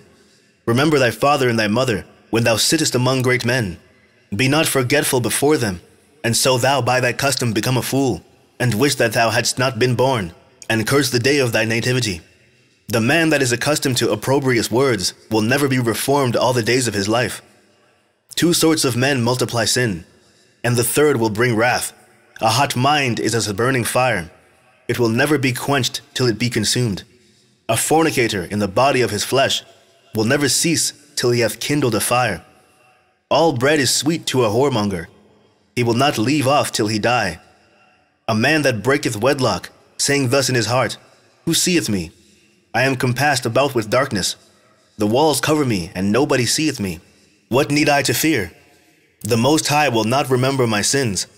Such a man only feareth the eyes of men, and knoweth not that the eyes of the Lord are 10,000 times brighter than the sun, beholding all the ways of men, and considering the most secret parts. He knew all things ere ever they were created. So also after they were perfected he looked upon them all. This man shall be punished in the streets of the city, and where he suspecteth not, he shall be taken. Thus shall it go also with the wife that leaveth her husband, and bringeth in an heir by another. For first, she hath disobeyed the law of the Most High, and secondly, she hath trespassed against her own husband, and thirdly, she hath played the whore in adultery, and brought children by another man. She shall be brought out into the congregation, and inquisition shall be made of her children. Her children shall not take root, and her branches shall bring forth no fruit. She shall leave her memory to be cursed, and her reproach shall not be blotted out. And they that remain shall know that there is nothing better than the fear of the Lord, and that there is nothing sweeter than to take heed unto the commandment of the Lord. It is great glory to follow the Lord, and to be received of him is long life. Chapter 24. Wisdom shall praise herself, and shall glory in the midst of her people. In the congregation of the Most High shall she open her mouth, and triumph before his power. I came out of the mouth of the Most High, and covered the earth as a cloud. I dwelt in high places, and my throne is in a cloudy pillar. I alone compassed the circuit of heaven, and walked in the bottom of the deep, in the waves of the sea, and in all the earth. And in every people and nation I got a possession. With all these I sought rest, and in whose inheritance shall I abide? So the Creator of all things gave me a commandment, and he that made me caused my tabernacle to rest, and said, Let thy dwelling be in Jacob, and thy inheritance in Israel. He created me from the beginning before the world, and I shall never fail. In the holy tabernacle I served before him, and so was I established in Sion. Likewise in the beloved city he gave me rest, and in Jerusalem was my power. And I took root in an honorable people, even in the portion of the Lord's inheritance. I was exalted like a cedar in Libanus, and as a cypress tree upon the mountains of Hermon. I was exalted like a palm tree in En-Gadi, and as a rose plant in Jericho. As a fair olive tree in a pleasant field, and grew up as a plane tree by the water. I gave a sweet smell like cinnamon in Aspalathus, and I yielded a pleasant odor like the best myrrh. As galbanum, and onyx, and sweet storax, and as the fume of frankincense in the tabernacle. As the turpentine tree, I stretched out my branches, and my branches are the branches of honor and grace. As the vine brought I forth pleasant savor, and my flowers are the fruit of honor and riches. I am the mother of fair love, and fear, and knowledge, and holy hope. I therefore, being eternal, am given to all my children, which are named of him. Come unto me, all ye that be desirous of me, and fill yourselves with my fruits, for my memorial is sweeter than honey, and my inheritance than the honeycomb. They that eat me shall yet be hungry, and they that drink me shall yet be thirsty. He that obeyeth me shall never be confounded, and they that work by me shall not do amiss. All these things are the book of the covenant of the Most High God, even the law which Moses commanded, for a heritage unto the congregations of Jacob. Faint not to be strong in the Lord, that he may confirm you. Cleave unto him, for the Lord Almighty is God alone, and besides him there is no other Savior. He filleth all things with his wisdom, as Phison, and as Tigris in the time of the new fruits. He maketh the understanding to abound like Euphrates, and as Jordan in the time of the harvest. He maketh the doctrine of knowledge appear as the light, and as Gihon in the time of vintage. The first man knew her not perfectly, no more shall the last find her out. For her thoughts are more than the sea, and her counsels profounder than the great deep. I also came out as a brook from a river, and as a conduit into a garden. I said, I will water my best garden, and will water abundantly my garden bed. And lo, my brook became a river, and my river became a sea. I will yet make doctrine to shine as the morning, and will send forth her light afar off. I will yet pour out doctrine as prophecy, and leave it to all ages forever. Behold that I have not labored for myself only, but for all them that seek wisdom. Chapter 25. In 3 things was I beautified, and stood up beautiful before God and men: the unity of brethren, the love of neighbors, and a man and wife that agree together. 3 sorts of men my soul hateth, and I am greatly offended at their life. A poor man that is proud, a rich man that is a liar, and an old adulterer that doteth. If thou hast gathered nothing in thy youth, how canst thou find anything in thy age? Oh, how comely a thing is judgment for gray hairs, and for ancient men to know counsel. Oh, how comely is the wisdom of old men, and understanding and counsel to men of honor. Much experience is the crown of old men, and the fear of God is their glory. There be 9 things which I have judged in my heart to be happy, and the 10th I will utter with my tongue. A man that hath joy of his children, and he that liveth to see the fall of his enemy. Well is he that dwelleth with a wife of understanding, and that hath not slipped with his tongue, and that hath not served a man more unworthy than himself. Well is he that hath found prudence, and he that speaketh in the ears of him that will hear. Oh, how great is he that findeth wisdom! Yet is there none above him that feareth the Lord. But the love of the Lord passeth all things for illumination. He that holdeth it, whereunto shall he be likened? For the fear of the Lord is the beginning of his love, and faith is the beginning of cleaving unto him. Give me any plague but the plague of the heart, and in any wickedness but the wickedness of a woman, and any affliction but the affliction from them that hate me, and any revenge but the revenge of enemies. There is no head above the head of a serpent, and there is no wrath above the wrath of an enemy. I had rather dwell with a lion and a dragon than to keep house with the wicked woman. The wickedness of a woman changeth her face, and darkeneth her countenance like sackcloth. Her husband shall sit among his neighbors, and when he heareth it, shall sigh bitterly. All wickedness is but little to the wickedness of a woman. Let the portion of a sinner fall upon her. As the climbing up a sandy way is to the feet of the aged, so is a wife full of words to a quiet man. Stumble not at the beauty of a woman, and desire her not for pleasure. A woman, if she maintain her husband, is full of anger, impudence, and much reproach. A wicked woman abateth the courage, maketh a heavy countenance and a wounded heart. A woman that will not comfort her husband in distress, maketh weak hands and feeble knees. Of the woman came the beginning of sin, and through her we all die. Give the water no passage, neither a wicked woman liberty to gad abroad. If she go not as thou wouldst have her, cut her off from thy flesh, and give her a bill of divorce, and let her go. Chapter 26. Blessed is the man that hath a virtuous wife, for the number of his days shall be double. A virtuous woman rejoiceth her husband, and he shall fulfill the years of his life in peace. A good wife is a good portion, which shall be given in the portion of them that fear the Lord. Whether a man be rich or poor, if he have a good heart towards the Lord, he shall at all times rejoice with a cheerful countenance. There be 3 things that my heart feareth, and for the 4th I was sore afraid. The slander of a city, the gathering together of an unruly multitude, and a false accusation. All these are worse than death. But a grief of heart and sorrow is a woman that is jealous over another woman, and a scourge of the tongue which communicateth with all. An evil wife is a yoke shaken to and fro. He that hath hold of her is as though he held a scorpion. A drunken woman and a gatter abroad causeth great anger, and she will not cover her own shame. The whoredom of a woman may be known in her haughty looks and eyelids. If thy daughter be shameless, keep her in straitly, lest she abuse herself through overmuch liberty.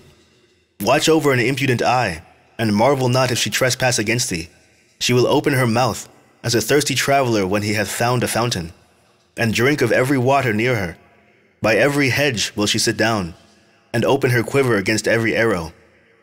The grace of a wife delighteth her husband, and her discretion will fat his bones. A silent and loving woman is the gift of the Lord, and there is nothing so much worth as a mind well instructed. A shamefast and faithful woman is a double grace, and her continent mind cannot be valued. As the sun when it ariseth in the high heaven, so is the beauty of a good wife in the ordering of her house. As the clear light is upon the holy candlestick, so is the beauty of the face in ripe age. As the golden pillars are upon the sockets of silver, so are the fair feet with a constant heart. My son, keep the flower of thy age sound, and give not thy strength to strangers. When thou hast gotten a fruitful possession through all the field, sow it with thy own seed, trusting in the goodness of thy stock. So thy race which thou leavest shall be magnified, having the confidence of their good descent. A harlot shall be accounted as spittle, but a married woman is a tower against death to her husband. A wicked woman is given as a portion to a wicked man, but a godly woman is given to him that feareth the Lord. A dishonest woman contemneth shame, but an honest woman will reverence her husband.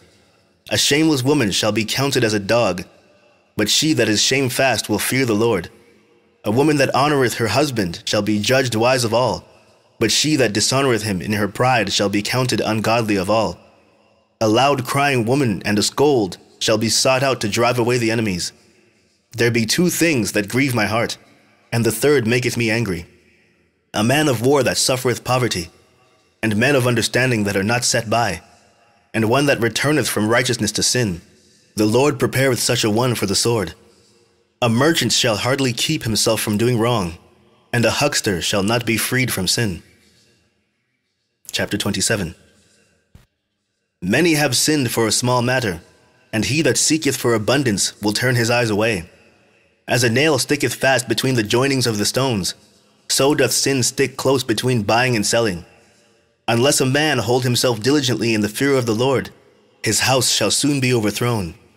As when one sifteth with a sieve, the refuse remaineth, so the filth of man in his talk. The furnace proveth the potter's vessel, so the trial of man is in his reasoning. The fruit declareth if the tree have been dressed, so is the utterance of a conceit in the heart of man. Praise no man before thou hearest him speak, for this is the trial of men. If thou followest righteousness, thou shalt obtain her, and put her on as a glorious long robe. The birds will resort unto their like, so will truth return unto them that practice in her. As the lion lieth in wait for the prey, so sin for them that work iniquity. The discourse of a godly man is always with wisdom, but a fool changeth as the moon. If thou be among the indiscreet, observe the time, but be continually among men of understanding. The discourse of fools is irksome, and their sport is in the wantonness of sin. The talk of him that sweareth much maketh the hair stand upright, and their brawls make one stop his ears. The strife of the proud is bloodshedding, and their revilings are grievous to the ear. Whoso discovereth secrets loseth his credit, and shall never find friend to his mind. Love thy friend, and be faithful unto him. But if thou bewrayest his secrets, follow no more after him. For as a man hath destroyed his enemy, so hast thou lost the love of thy neighbor. As one that letteth a bird go out of his hand, so hast thou let thy neighbor go, and shalt not get him again. Follow after him no more, for he is too far off. He is as a roe escaped out of the snare. As for a wound, it may be bound up, and after reviling there may be reconcilement. But he that bewrayeth secrets is without hope. He that winketh with the eyes worketh evil, and he that knoweth him will depart from him. When thou art present, he will speak sweetly, and will admire thy words, but at the last he will writhe his mouth, and slander thy sayings. I have hated many things, but nothing like him, for the Lord will hate him. Whoso casteth a stone on high, casteth it on his own head, and a deceitful stroke shall make wounds. Whoso diggeth a pit shall fall therein, and he that setteth a trap shall be taken therein. He that worketh mischief, it shall fall upon him, and he shall not know whence it cometh. Mockery and reproach are from the proud, but vengeance as a lion shall lie in wait for them. They that rejoice at the fall of the righteous shall be taken in the snare, and anguish shall consume them before they die. Malice and wrath, even these are abominations, and the sinful man shall have them both. Chapter 28. He that revengeth shall find vengeance from the Lord, and he will surely keep his sins in remembrance. Forgive thy neighbor the hurt that he hath done unto thee, so shall thy sins also be forgiven when thou prayest. One man beareth hatred against another, and doth he seek pardon from the Lord? He showeth no mercy to a man, which is like himself, and doth he ask forgiveness of his own sins? If he that is but flesh nourish hatred, who will entreat for pardon of his sins? Remember thy end, and let enmity cease. Remember corruption and death, and abide in the commandments. Remember the commandments, and bear no malice to thy neighbor. Remember the covenant of the highest, and wink at ignorance. Abstain from strife, and thou shalt diminish thy sins. For a furious man will kindle strife. A sinful man disquieteth friends, and maketh debate among them that be at peace. As the matter of the fire is, so it burneth, and as a man's strength is, so is his wrath. And according to his riches his anger riseth, and the stronger they are which contend, the more they will be inflamed. A hasty contention kindleth a fire, and a hasty fighting sheddeth blood. If thou blow the spark, it shall burn. If thou spit upon it, it shall be quenched. And both these come out of thy mouth. Curse the whisperer and double-tongued, for such hath destroyed many that were at peace. A backbiting tongue hath disquieted many, and driven them from nation to nation. Strong cities hath it pulled down, and overthrown the houses of great men. A backbiting tongue hath cast out virtuous women, and deprived them of their labors.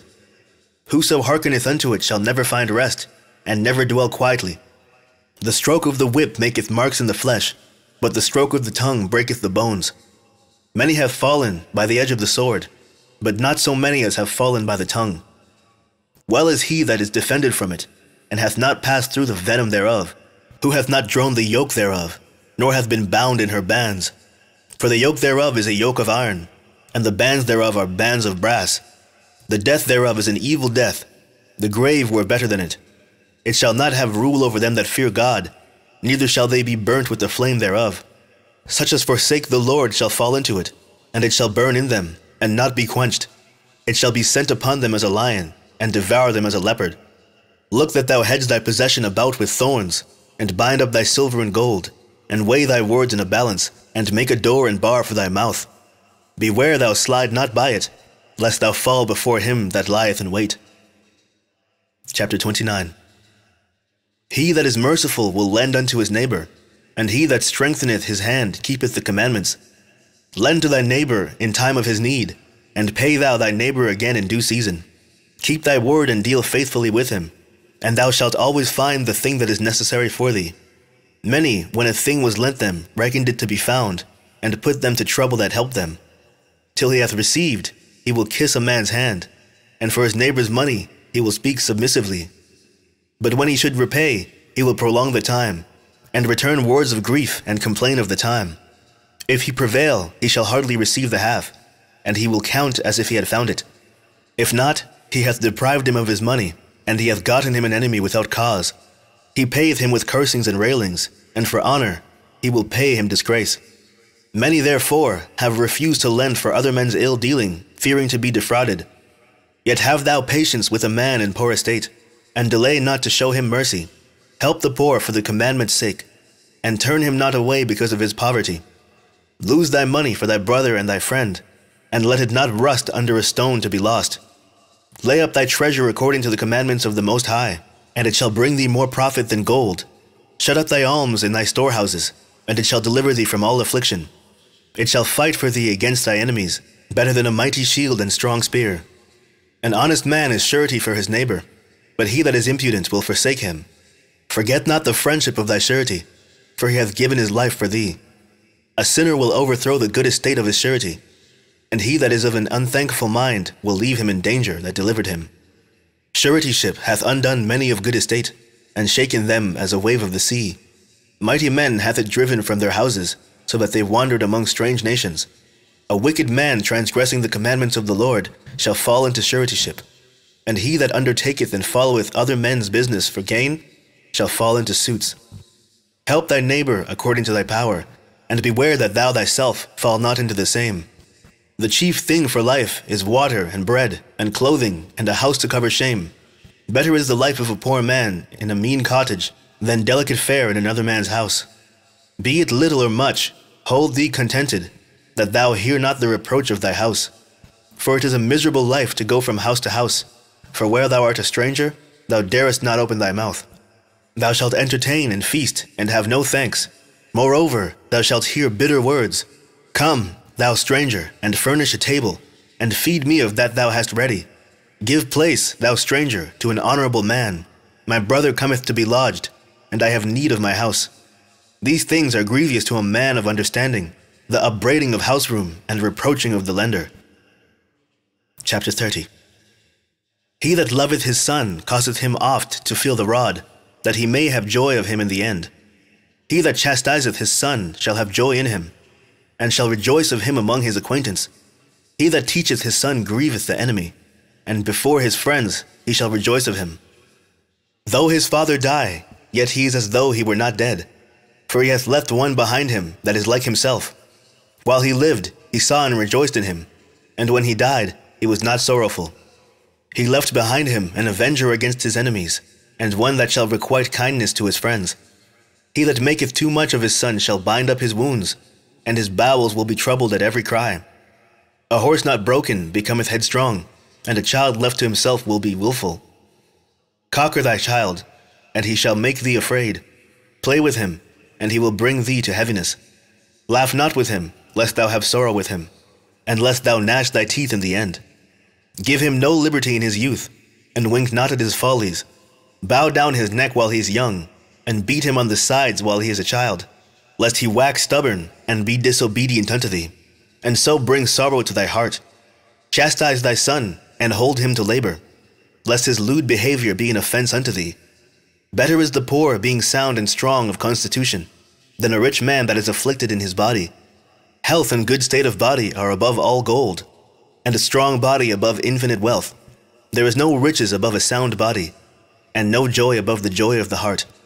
Death is better than a bitter life, or continual sickness. Delicates poured upon a mouth shut up are as messes of meat set upon a grave. What good doeth the offering unto an idol? For neither can it eat or smell. So is he that is persecuted of the Lord. He seeth with his eyes, and groaneth, and as a eunuch that embraceth a virgin and sigheth. Give not over thy mind to heaviness, and afflict not thyself in thy own counsel. The gladness of the heart is the life of man, and the joyfulness of a man prolongeth his days. Love thy own soul, and comfort thy heart. Remove sorrow far from thee, for sorrow hath killed many, and there is no profit therein. Envy and wrath shorten the life, and carefulness bringeth age before the time. A cheerful and good heart will have a care of his meat and diet. Chapter 31. Watching for riches consumeth the flesh, and the care thereof driveth away sleep. Watching care will not let a man slumber, as a sore disease breaketh sleep. The rich hath great labor in gathering riches together, and when he resteth, he is filled with his delicates. The poor laboreth in his poor estate, and when he leaveth off, he is still needy. He that loveth gold shall not be justified, and he that followeth corruption shall have enough thereof. Gold hath been the ruin of many, and their destruction was present. It is a stumbling block unto them that sacrifice unto it, and every fool shall be taken therewith. Blessed is the rich that is found without blemish, and hath not gone after gold. Who is he? And we will call him blessed. For wonderful things hath he done among his people. Who hath been tried thereby, and found perfect? Then let him glory. Who might offend, and hath not offended? Or done evil, and hath not done it? His goods shall be established, and the congregation shall declare his alms. If thou sit at a bountiful table, be not greedy upon it, and say not, there is much meat on it. Remember that a wicked eye is an evil thing, and what is created more wicked than an eye?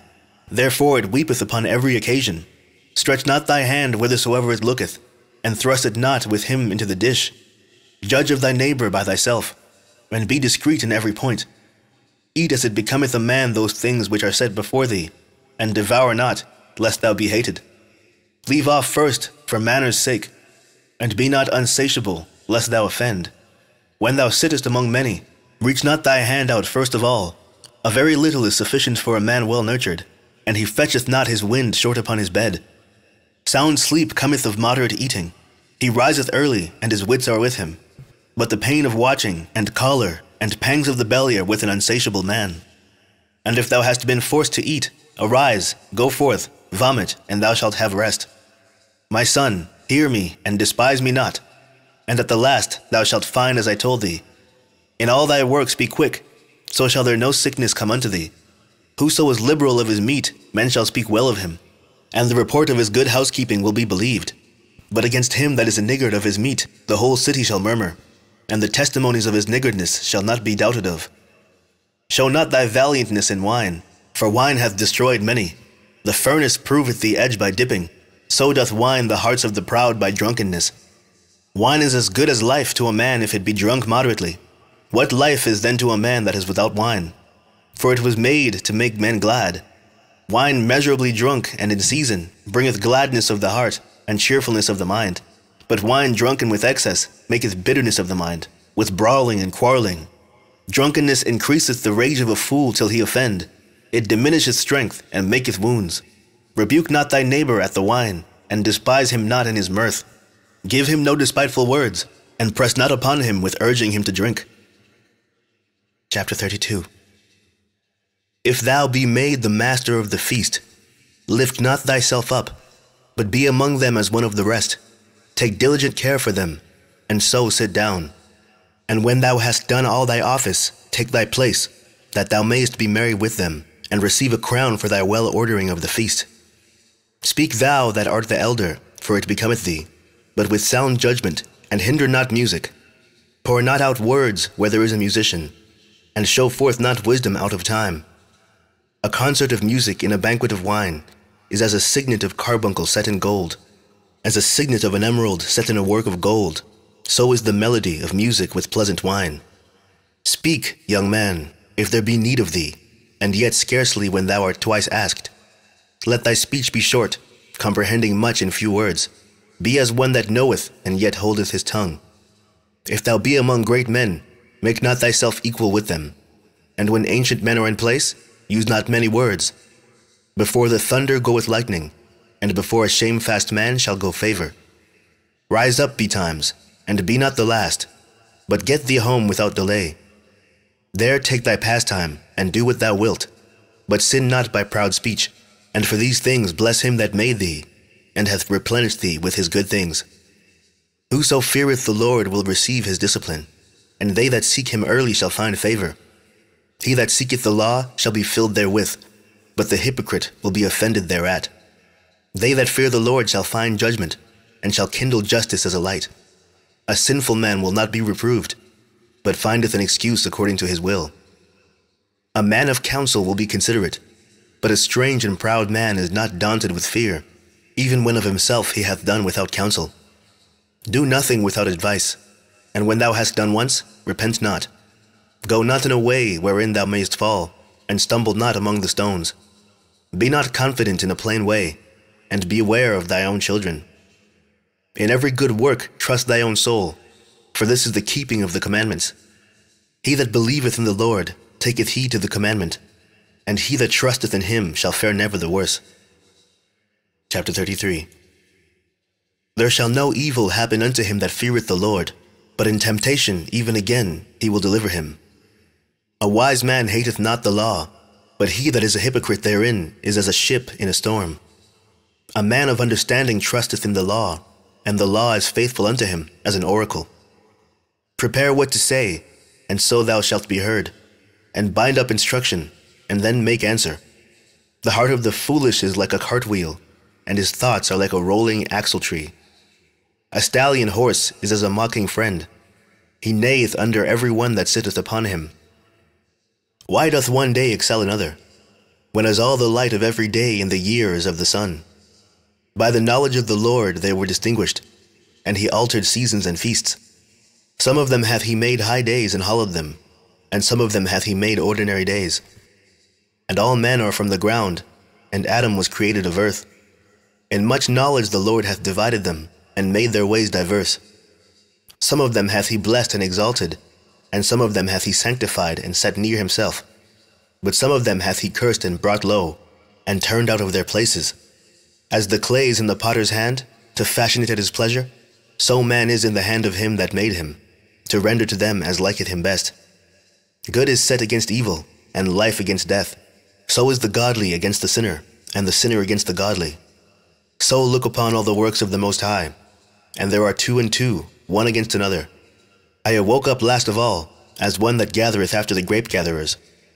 By the blessing of the Lord I profited, and filled my winepress like a gatherer of grapes. Consider that I labored not for myself only, but for all them that seek learning. Hear me, O ye great men of the people, and hearken with your ears, ye rulers of the congregation. Give not thy son and wife, thy brother and friend, power over thee while thou livest, and give not thy goods to another, lest it repent thee, and thou entreat for the same again. As long as thou livest, and hast breath in thee, give not thyself over to any, for better it is that thy children should seek to thee, than that thou shouldst stand to their courtesy. In all thy works keep to thyself the preeminence, leave not a stain in thy honor. At the time when thou shalt end thy days, and finish thy life, distribute thy inheritance. Fodder, a wand, and burdens are for the ass, and bread, correction, and work for a servant. If thou set thy servant to labor, thou shalt find rest. But if thou let him go idle, he shall seek liberty. A yoke and a collar do bow the neck, so are tortures and torments for an evil servant. Send him to labor that he be not idle, for idleness teacheth much evil. Set him to work, as is fit for him. If he be not obedient, put on more heavy fetters. But be not excessive toward any, and without discretion do nothing. If thou have a servant, let him be unto thee as thyself, because thou hast bought him with a price.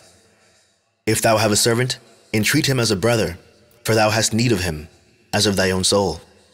If thou entreat him evil, and he run from thee, which way wilt thou go to seek him? Chapter 34. The hopes of a man void of understanding are vain and false, and dreams lift up fools. Whoso regardeth dreams is like him that catcheth at his shadow, and followeth after the wind. The vision of dreams is the resemblance of one thing to another, even as the likeness of a face to a face. Of an unclean thing what can be cleansed? And from that thing which is false what truth can come? Divinations and soothsayings and dreams are vain, and the heart fancieth as a woman's heart in travail. If they be not sent from the Most High in thy visitation, set not thy heart upon them. For dreams have deceived many, and they have failed that put their trust in them. The law shall be found perfect without lies, and wisdom is perfection to a faithful mouth. A man that hath travelled knoweth many things, and he that hath much experience will declare wisdom. He that hath no experience knoweth little, but he that hath travelled is full of prudence. When I travelled, I saw many things, and I understand more than I can express. I was oft times in danger of death, yet I was delivered because of these things. The spirit of those that fear the Lord shall live, for their hope is in him that saveth them. Whoso feareth the Lord shall not fear nor be afraid, for he is his hope. Blessed is the soul of him that feareth the Lord. To whom doth he look? And who is his strength? For the eyes of the Lord are upon them that love him. He is their mighty protection and strong stay, a defense from heat, and a cover from the sun at noon, a preservation from stumbling, and a help from falling. He raiseth up the soul, and lighteneth the eyes. He giveth health, life, and blessing. He that sacrificeth of a thing wrongfully gotten, his offering is ridiculous, and the gifts of unjust men are not accepted.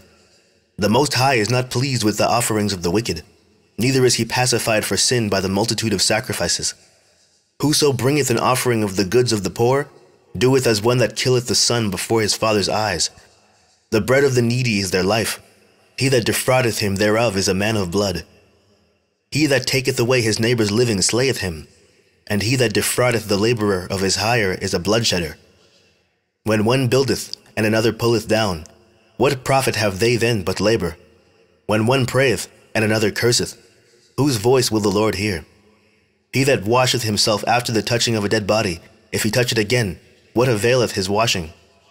So is it with a man that fasteth for his sins, and goeth again and doeth the same.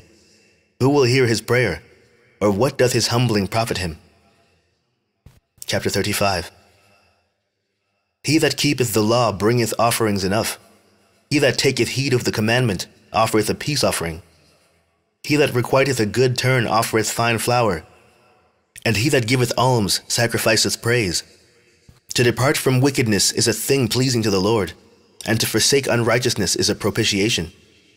Thou shalt not appear empty before the Lord, for all these things are to be done because of the commandment. The offering of the righteous maketh the altar fat, and the sweet savour thereof is before the Most High. The sacrifice of a just man is acceptable, and the memorial thereof shall never be forgotten. Give the Lord his honour with a good eye, and diminish not the first fruits of thy hands. In all thy gifts show a cheerful countenance, and dedicate thy tithes with gladness.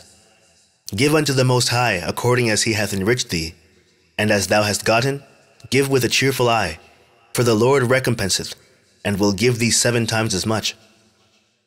Do not think to corrupt with gifts, for such he will not receive. And trust not to unrighteous sacrifices, for the Lord is judge, and with him is no respect of persons. He will not accept any person against a poor man, but will hear the prayer of the oppressed. He will not despise the supplication of the fatherless, nor the widow when she poureth out her complaint. Do not the tears run down the widow's cheeks? And is not her cry against him that causeth them to fall? He that serveth the Lord shall be accepted with favour, and his prayer shall reach unto the clouds. The prayer of the humble pierceth the clouds, and till it come nigh, he will not be comforted, and will not depart till the Most High shall behold to judge righteously, and execute judgment. For the Lord will not be slack, neither will the mighty be patient towards them, till he hath smitten in sunder the loins of the unmerciful, and repaid vengeance to the heathen, till he have taken away the multitude of the proud, and broken the scepter of the unrighteous, till he have rendered to every man according to his deeds, and to the works of men according to their devices, till he have judged the cause of his people, and made them to rejoice in his mercy. Mercy is seasonable in the time of affliction, as clouds of rain in the time of drought. Chapter 36. Have mercy upon us, O Lord God of all, and behold us, and send thy fear upon all the nations that seek not after thee.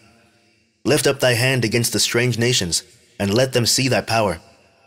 As thou wast sanctified in us before them, so be thou magnified among them before us, and let them know thee, as we have known thee, that there is no God but only thou, O Ahiah. Show new signs, and make other strange wonders. Glorify thy hand in thy right arm, that they may set forth thy wondrous works. Raise up indignation, and pour out wrath. Take away the adversary, and destroy the enemy. Make the time short, remember the covenant, and let them declare thy wonderful works. Let him that escapeth be consumed by the rage of the fire, and let them perish that oppress the people. Smite in sunder the heads of the rulers of the heathen, that say, there is no other but we. Gather all the tribes of Jacob together, and inherit thou them, as from the beginning. O Lord, have mercy upon the people that is called by thy name, and upon Israel, whom thou hast named thy firstborn. O be merciful unto Jerusalem, thy holy city, the place of thy rest. Fill Sion with thy unspeakable oracles, and thy people with thy glory. Give testimony unto those that thou hast possessed from the beginning, and raise up prophets that have been in thy name. Reward them that wait for thee, and let thy prophets be found faithful. O Lord, hear the prayer of thy servants, according to the blessing of Aaron over thy people, that all which dwell upon the earth may know that thou art the Lord, the eternal God. The belly devoureth all meats, yet is one meat better than another. As the palate tasteth divers kinds of venison, so doth a heart of understanding false speeches. A froward heart causeth heaviness, but a man of experience will recompense him. A woman will receive every man, yet is one daughter better than another. The beauty of a woman cheereth the countenance, and a man loveth nothing better. If there be kindness, meekness, and comfort in her tongue, then is not her husband like other men. He that getteth a wife beginneth a possession, a help like unto himself, and a pillar of rest. Where no hedges, there the possession is spoiled, and he that hath no wife will wander up and down mourning. Who will trust a thief well appointed that skippeth from city to city? So who will believe a man that hath no house, and lodgeth wheresoever the night taketh him? Chapter 37. Every friend saith, I am his friend also. But there is a friend which is only a friend in name. Is it not a grief unto death when a companion and friend is turned to an enemy? O wicked imagination, whence camest thou in to cover the earth with deceit? There is a companion which rejoiceth in the prosperity of a friend, but in the time of trouble will be against him. There is a companion which helpeth his friend for the belly, and taketh up the buckler against the enemy. Forget not thy friend in thy mind, and be not unmindful of him in thy riches. Every counselor extolleth counsel, but there is some that counseleth for himself. Beware of a counselor, and know before what need he hath. For he will counsel for himself, lest he cast the lot upon thee, and say unto thee, Thy way is good, and afterward he stand on the other side to see what shall befall thee. Consult not with one that suspecteth thee, and hide thy counsel from such as envy thee. Neither consult with a woman touching her of whom she is jealous, neither with a coward in matters of war, nor with a merchant concerning exchange, nor with a buyer of selling, nor with an envious man of thankfulness, nor with an unmerciful man touching kindness, nor with the slothful for any work, nor with a hireling for a year of finishing work, nor with an idle servant of much business. Hearken not unto these in any matter of counsel, but be continually with a godly man, whom thou knowest to keep the commandments of the Lord, whose mind is according to thy mind, and will sorrow with thee, if thou shalt miscarry. And let the counsel of thy own heart stand, for there is no man more faithful unto thee than it.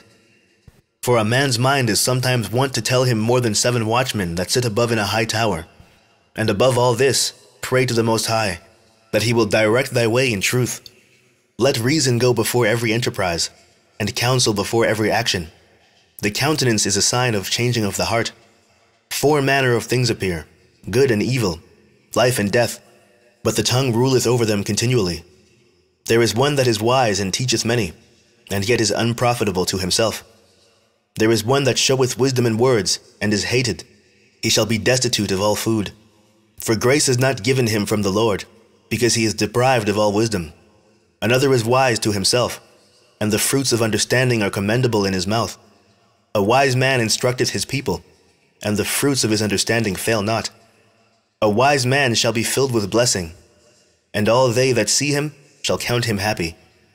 The days of life of man may be numbered, but the days of Israel are innumerable. A wise man shall inherit glory among his people, and his name shall be perpetual. My son, prove thy soul in thy life, and see what is evil for it, and give not that unto it. For all things are not profitable for all men, neither hath every soul pleasure in everything. Be not insatiable in any dainty thing, nor too greedy upon meats. For excess of meats bringeth sickness, and suffering will turn into choler. By surfeiting have many perished, but he that taketh heed prolongeth his life. Chapter 38. Honor a physician with the honor due unto him, for the uses which you may have of him. For the Lord hath created him. For of the Most High cometh healing, and he shall receive honor of the king. The skill of the physician shall lift up his head, and in the sight of great men he shall be in admiration. The Lord hath created medicines out of the earth, and he that is wise will not abhor them. Was not the water made sweet with wood, that the virtue thereof might be known?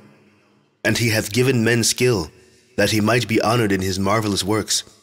With such doth he heal men, and taketh away their pains. Of such doth the apothecary make a confection, and of his works there is no end. And from him is peace all over the earth. My son, in thy sickness be not negligent, but pray unto the Lord, and he will make thee whole. Leave off from sin, and order thy hands aright, and cleanse thy heart from all wickedness.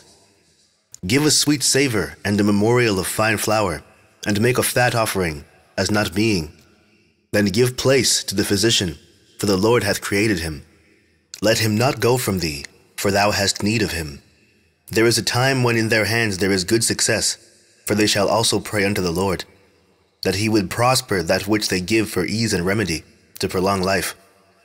He that sinneth before his Maker, let him fall into the hand of the physician.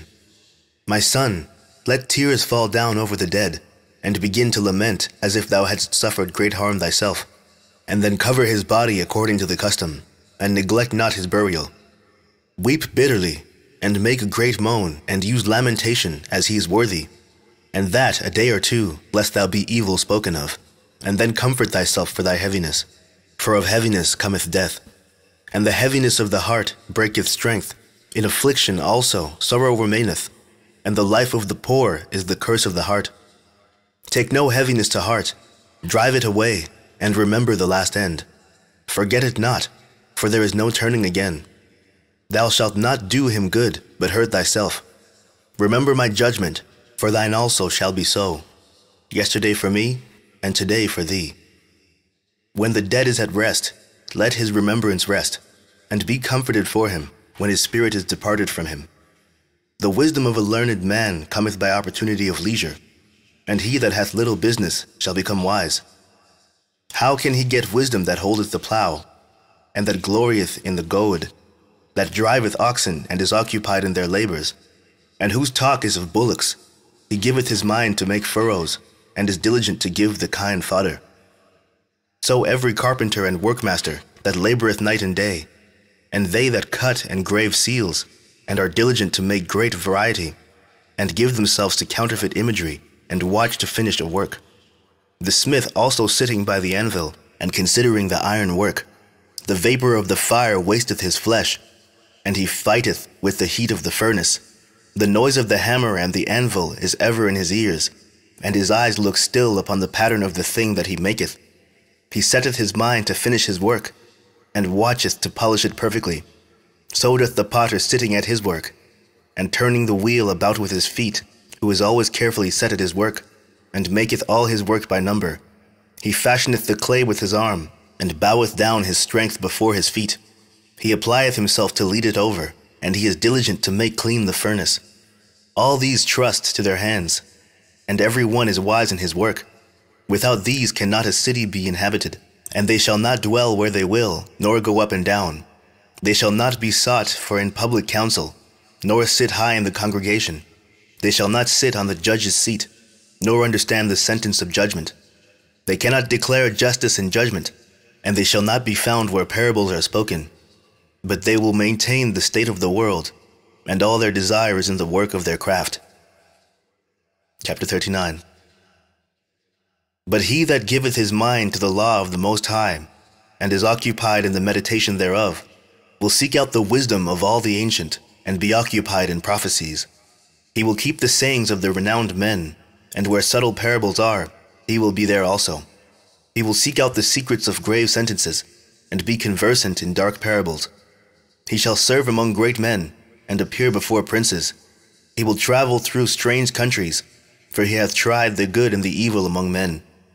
He will give his heart to resort early to the Lord that made him, and will pray before the Most High, and will open his mouth in prayer, and make supplication for his sins.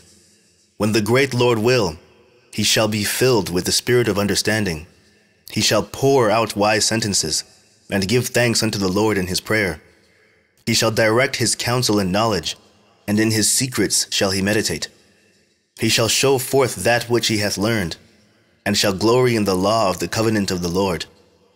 Many shall commend his understanding, and so long as the world endureth, it shall not be blotted out. His memorial shall not depart away, and his name shall live from generation to generation. Nations shall show forth his wisdom, and the congregation shall declare his praise. If he die, he shall leave a greater name than 1,000, and if he live, he shall increase it. Yet have I more to say, which I have thought upon, for I am filled as the moon at the full. Hearken unto me, ye holy children, and bud forth as a rose growing by the brook of the field, and give ye a sweet savour as frankincense, and flourish as a lily. Send forth a smell, and sing a song of praise.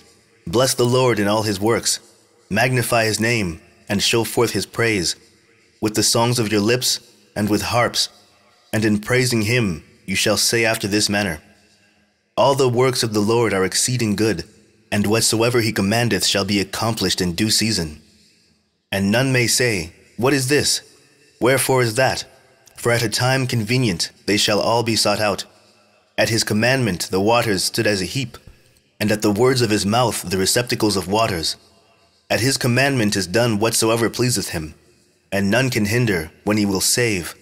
The works of all flesh are before him, and nothing can be hid from his eyes. He seeth from everlasting to everlasting, and there is nothing wonderful before him. A man need not to say, What is this? Wherefore is that? For he hath made all things for their uses. His blessing covered the dry land as a river, and watered it as a flood. As he hath turned the waters into saltness, so shall the heathen inherit his wrath. As his ways are plain unto the holy, so are they stumbling blocks unto the wicked. For the good are good things created from the beginning, so evil things for sinners. The principal things for the whole use of man's life are water, fire, iron and salt, flour of wheat, honey, milk, and the blood of the grape, and oil and clothing. All these things are for good to the godly, so to the sinners they are turned into evil. There be spirits that are created for vengeance, which in their fury lay on sore strokes. In the time of destruction they pour out their force, and appease the wrath of him that made them. Fire and hail, and famine and death, all these were created for vengeance. Teeth of wild beasts and scorpions, serpents and the sword, punishing the wicked to destruction. They shall rejoice in his commandment, and they shall be ready upon earth when need is. And when their time is come, they shall not transgress his word. Therefore from the beginning I was resolved, and thought upon these things, and have left them in writing. All the works of the Lord are good, and he will give every needful thing in due season, so that a man cannot say, "This is worse than that," for in time they shall all be well approved. And therefore praise ye the Lord with the whole heart and mouth, and bless the name of the Lord. Chapter 40. Great travail is created for every man, and a heavy yoke is upon the sons of Adam, from the day that they go out of their mother's womb, till the day that they return to the mother of all things.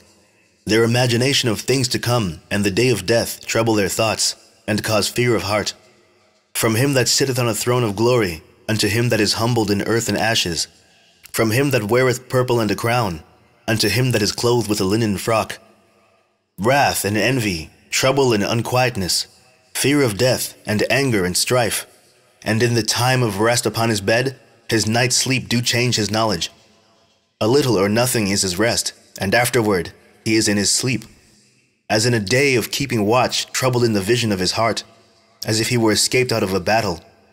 When all is safe, he awaketh, and marveleth that the fear was nothing. Such things happen unto all flesh, both man and beast, and that is sevenfold more upon sinners. Death and bloodshed, strife and sword, calamities, famine, tribulation and the scourge.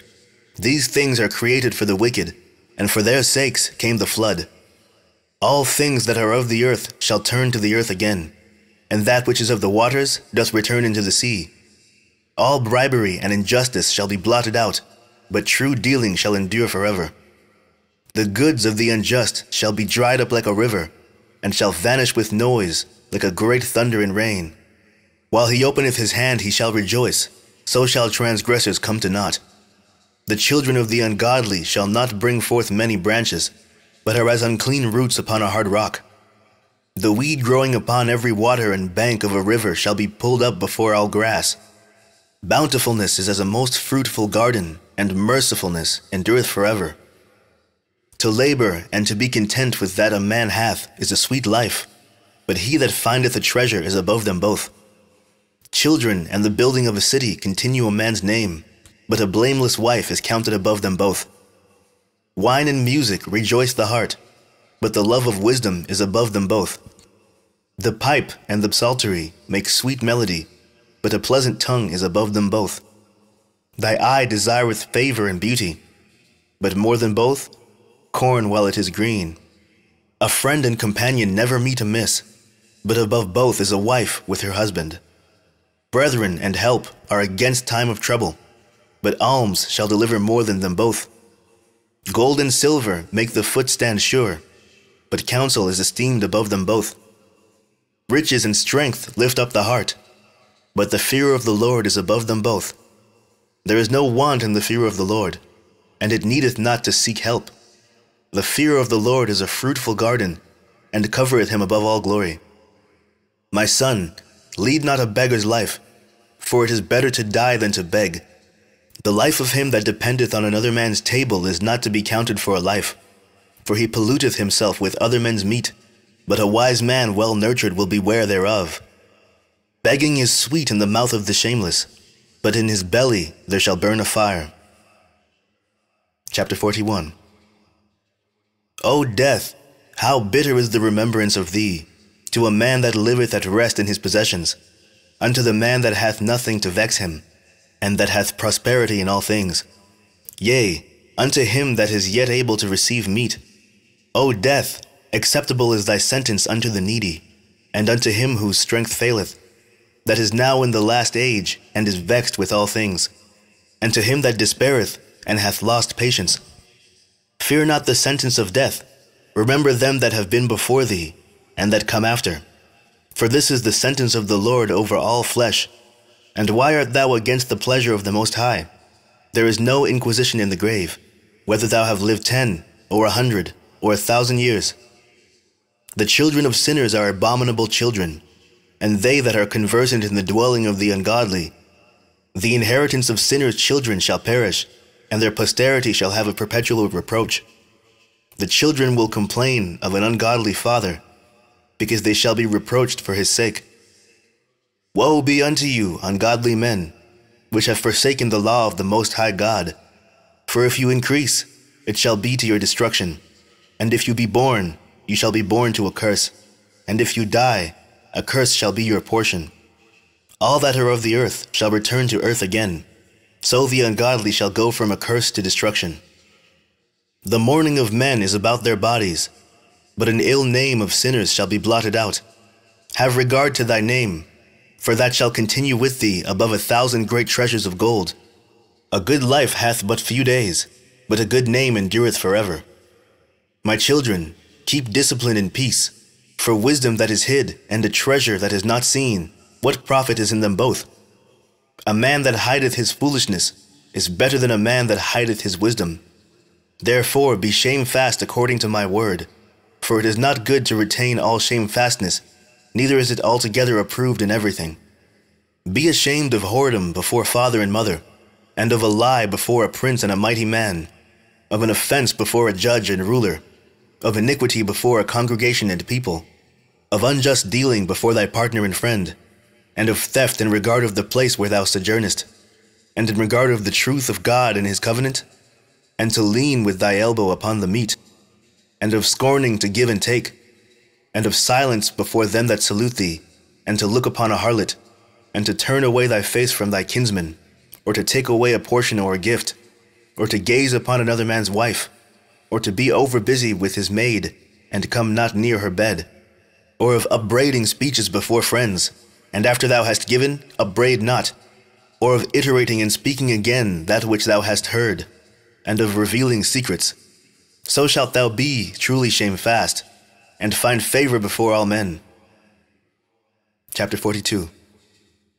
Of these things be not thou ashamed, and accept no person to sin thereby, of the law of the Most High and his covenant, and of judgment to justify the ungodly, of reckoning with thy partners and travelers, or of the gift of the heritage of friends, of exactness, of balance and weights, or of getting much or little, and of merchants indifferent selling, of much correction of children, and to make the side of an evil servant to bleed. Sure keeping is good, where an evil wife is, and shut up where many hands are.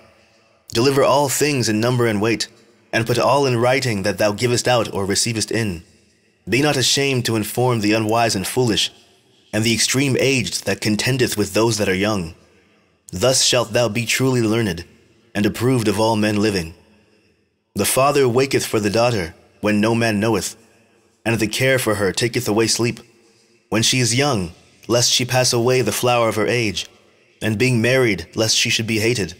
In her virginity, lest she should be defiled, and engotten with child in her father's house, and in having a husband, lest she should misbehave herself.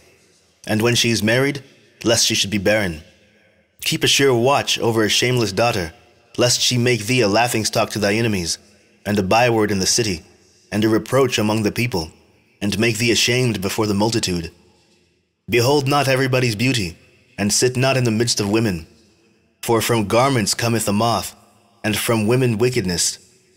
Better is the churlishness of a man than a courteous woman, a woman, I say, which bringeth shame and reproach. I will now remember the works of the Lord, and declare the things that I have seen. In the words of the Lord are his works. The sun that giveth light looketh upon all things, and the work thereof is full of the glory of the Lord. The Lord hath not given power to the saints to declare all his marvelous works, which the Almighty Lord firmly settled, that whatsoever is might be established for his glory. He seeketh out the deep and the heart, and considereth their crafty devices. For the Lord knoweth all that may be known, and he beholdeth the signs of the world. He declareth the things that are past and for to come, and revealeth the steps of hidden things. No thought escapeth him, neither any word is hidden from him. He hath garnished the excellent works of his wisdom, and he is from everlasting to everlasting. Unto him may nothing be added, neither can he be diminished, and he hath no need of any counselor.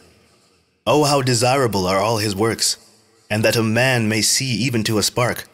All these things live and remain forever for all uses, and they are all obedient. All things are double, one against another, and he hath made nothing imperfect. One thing establisheth the good of another, and who shall be filled with beholding his glory? Chapter 43. The pride of the height, the clear firmament, the beauty of heaven with his glorious show, the sun when it appeareth, declaring at his rising a marvelous instrument, the work of the Most High. At noon it parcheth the country, and who can abide the burning heat thereof? A man blowing a furnace is in works of heat, but the sun burneth the mountains 3 times more. Breathing out fiery vapors, and sending forth bright beams, it dimmeth the eyes. Great is the Lord that made it, and at his commandment it runneth hastily. He made the moon also to serve in her season, for a declaration of times, and a sign of the world. From the moon is the sign of feasts, a light that decreaseth in her perfection. The month is called after her name, increasing wonderfully in her changing, being an instrument of the armies above, shining in the firmament of heaven, the beauty of heaven, the glory of the stars, an ornament giving light in the highest places of the Lord. At the commandment of the Holy One, they will stand in their order, and never faint in their watches. Look upon the rainbow, and praise him that made it. Very beautiful it is in the brightness thereof. It compasseth the heaven about with a glorious circle, and the hands of the Most High have bent it. By his commandment he maketh the snow to fall apace, and sendeth swiftly the lightnings of his judgment. Through this the treasures are opened, and clouds fly forth as fowls. By his great power he maketh the clouds firm, and the hailstones are broken small. At his sight the mountains are shaken, and at his will the south wind bloweth. The noise of the thunder maketh the earth to tremble. So doth the northern storm and the whirlwind. As birds flying he scattereth the snow, and the falling down thereof is as the lighting of grasshoppers. The eye marvelleth at the beauty of the whiteness thereof, and the heart is astonished at the raining of it. The hoar frost also as salt he poureth on the earth, and being congealed it lieth on the top of sharp stakes. When the cold north wind bloweth, and the water is congealed into ice, it abideth upon every gathering together of water, and clotheth the water as with a breastplate. It devoureth the mountains, and burneth the wilderness, and consumeth the grass as fire. A present remedy of all is a mist coming speedily, a dew coming after heat refresheth. By his counsel he appeaseth the deep, and planteth islands therein. They that sail on the sea tell of the danger thereof, and when we hear it with our ears, we marvel thereat. For therein be strange and wondrous works, variety of all kinds of beasts and whales created. By him the end of them hath prosperous success, and by his word all things consist. We may speak much, and yet come short. Wherefore in sum he is all. How shall we be able to magnify him? For he is great above all his works. The Lord is terrible and very great, and marvelous is his power. When you glorify the Lord, exalt him as much as you can, for even yet he will far exceed. And when you exalt him, put forth all your strength, and be not weary, for you can never go far enough. Who hath seen him, that he might tell us? And who can magnify him as he is? There are yet hid greater things than these be, for we have seen but a few of his works. For the Lord hath made all things, and to the godly hath he given wisdom. Chapter 44. Let us now praise famous men, and our fathers that begot us. The Lord hath wrought great glory by them through his great power from the beginning. Such as did bear rule in their kingdoms, men renowned for their power, giving counsel by their understanding, and declaring prophecies. Leaders of the people by their counsels, and by their knowledge of learning meet for the people, wise and eloquent in their instructions. Such as found out musical tunes, and recited verses in writing. Rich men furnished with ability, living peaceably in their habitations. All these were honored in their generations, and were the glory of their times. There be of them that have left a name behind them, that their praises might be reported. And some there be which have no memorial, who are perished as though they had never been, and are become as though they had never been born, and their children after them. But these were merciful men, whose righteousness hath not been forgotten. With their seed shall continually remain a good inheritance, and their children are within the covenant. Their seed stands fast, and their children for their sakes.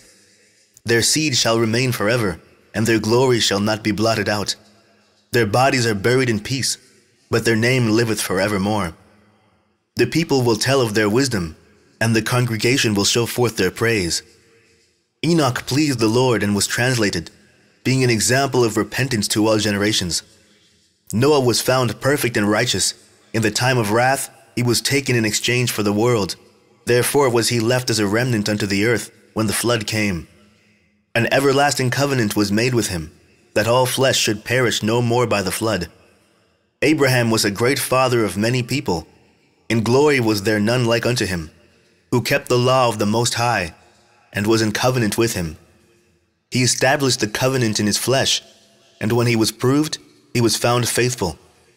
Therefore he assured him by an oath that he would bless the nations in his seed, and that he would multiply him as the dust of the earth, and exalt his seed as the stars, and cause them to inherit from sea to sea, and from the river unto the utmost part of the land. With Isaac did he establish likewise for Abraham his father's sake the blessing of all men and the covenant, and made it rest upon the head of Jacob. He acknowledged him in his blessing, and gave him a heritage, and divided his portions. Among the 12 tribes did he part them. Chapter 45. And he brought out of him a merciful man, which found favor in the sight of all flesh, even Moses, beloved of God and men, whose memorial is blessed. He made him like to the glorious saints, and magnified him, so that his enemies stood in fear of him. By his words he caused the wonders to cease, and he made him glorious in the sight of kings, and gave him a commandment for his people, and showed him part of his glory. He sanctified him in his faithfulness and meekness, and chose him out of all men. He made him to hear his voice, and brought him into the dark cloud, and gave him commandments before his face, even the law of life and knowledge, that he might teach Jacob his covenants, and Israel his judgments. He exalted Aaron, a holy man like unto him, even his brother, of the tribe of Levi. An everlasting covenant he made with him, and gave him the priesthood among the people. He beautified him with comely ornaments, and clothed him with a robe of glory. He put on him perfect glory, and strengthened him with rich garments, with breeches, with a long robe and the ephod. And he compassed him with pomegranates, and with many golden bells round about, that as he went there might be a sound, and a noise made that might be heard in the temple, for a memorial to the children of his people. With a holy garment, with gold and blue silk, and purple, the work of the embroiderer, with a breastplate of judgment, and with Urim and Thummim, with twisted scarlet, the work of the cunning workman, with precious stones, graven like seals and set in gold, the work of the jeweler, with a writing engraved for a memorial, after the number of the tribes of Israel. He set a crown of gold upon the mitre, wherein was engraved holiness, an ornament of honor, a costly work, the desires of the eyes, goodly and beautiful. Before him there were none such, neither did ever any stranger put them on, but only his children and his children's children perpetually. Their sacrifices shall be wholly consumed, every day twice continually. Moses consecrated him, and anointed him with holy oil. This was appointed unto him by an everlasting covenant, and to his seed so long as the heavens should remain, that they should minister unto him, and execute the office of the priesthood, and bless the people in his name. He chose him out of all men living to offer sacrifices to the Lord, incense, and a sweet savor for a memorial, to make reconciliation for his people. He gave unto him his commandments, and authority in the statutes of judgments, that he should teach Jacob the testimonies, and inform Israel in his laws. Strangers conspired together against him, and maligned him in the wilderness, even the men that were of Dathan and Abiron's side, and the congregation of Kor, with fury and wrath. This the Lord saw, and it displeased him. And in his wrathful indignation were they consumed. He did wonders upon them, to consume them with the fiery flame. But he made Aaron more honorable, and gave him a heritage, and divided unto him the first fruits of the increase. Especially he prepared bread in abundance, for they eat of the sacrifices of the Lord, which he gave unto him and his seed. Howbeit in the land of the people he had no inheritance, neither had he any portion among the people, for the Lord himself is his portion and inheritance.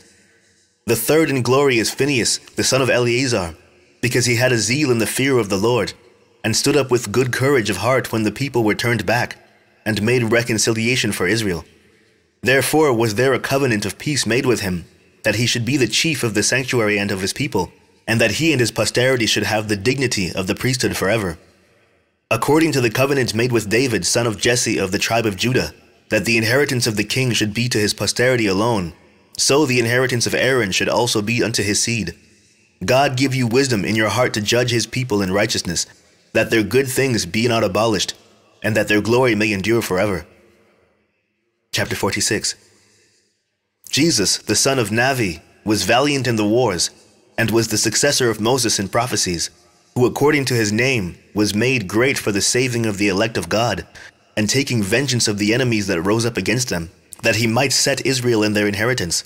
How great glory got he when he did lift up his hands, and stretched out his sword against the cities. Who before him so stood to it? For the Lord himself brought his enemies unto him. Did not the sun go back by his means? And was not one day as long as two? He called upon the Most High Lord, when the enemies pressed upon him on every side. And the great Lord heard him, and with hailstones of mighty power, he made the battle to fall violently upon the nations. And in the descent of Beth-horon, he destroyed them that resisted, that the nations might know all their strength, because he fought in the sight of the Lord, and he followed the mighty one. In the time of Moses also he did a work of mercy, he and Caleb the son of Jephunneh, in that they withstood the congregation, and withheld the people from sin, and appeased the wicked murmuring, and of 600,000 people on foot, they too were preserved to bring them into the heritage, even unto the land that floweth with milk and honey. The Lord gave strength also unto Caleb, which remained with him unto his old age, so that he entered upon the high places of the land, and his seed obtained it for a heritage, that all the children of Israel might see that it is good to follow the Lord. And concerning the judges, every one by name, whose heart went not a-whoring, nor departed from the Lord, let their memory be blessed. Let their bones flourish out of their place, and let the name of them that were honored be continued upon their children. Samuel the prophet of the Lord, beloved of his Lord, established a kingdom, and anointed princes over his people. And the Lord had respect unto Jacob. By his faithfulness he was found a true prophet, and by his word he was known to be faithful in vision. He called upon the mighty Lord, when his enemies pressed upon him on every side, when he offered the sucking lamb, and the Lord thundered from heaven, and with a great noise made his voice to be heard.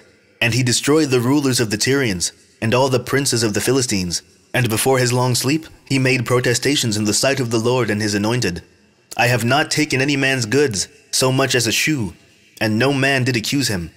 And after his death he prophesied, and showed the king his end, and lifted up his voice from the earth in prophecy, to blot out the wickedness of the people. Chapter 47. And after him rose up Nathan to prophesy in the time of David.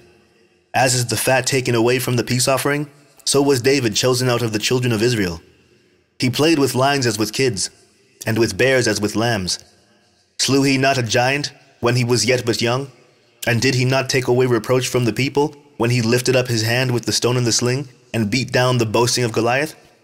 For he called upon the Most High Lord, and he gave him strength in his right hand to slay that mighty warrior, and set up the horn of his people.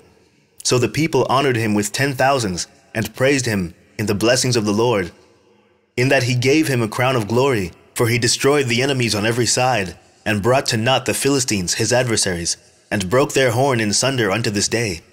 In all his works he praised the Holy One Most High with words of glory. With his whole heart he sang songs, and loved him that made him. He set singers also before the altar, that by their voices they might make sweet melody, and daily sing praises in their songs.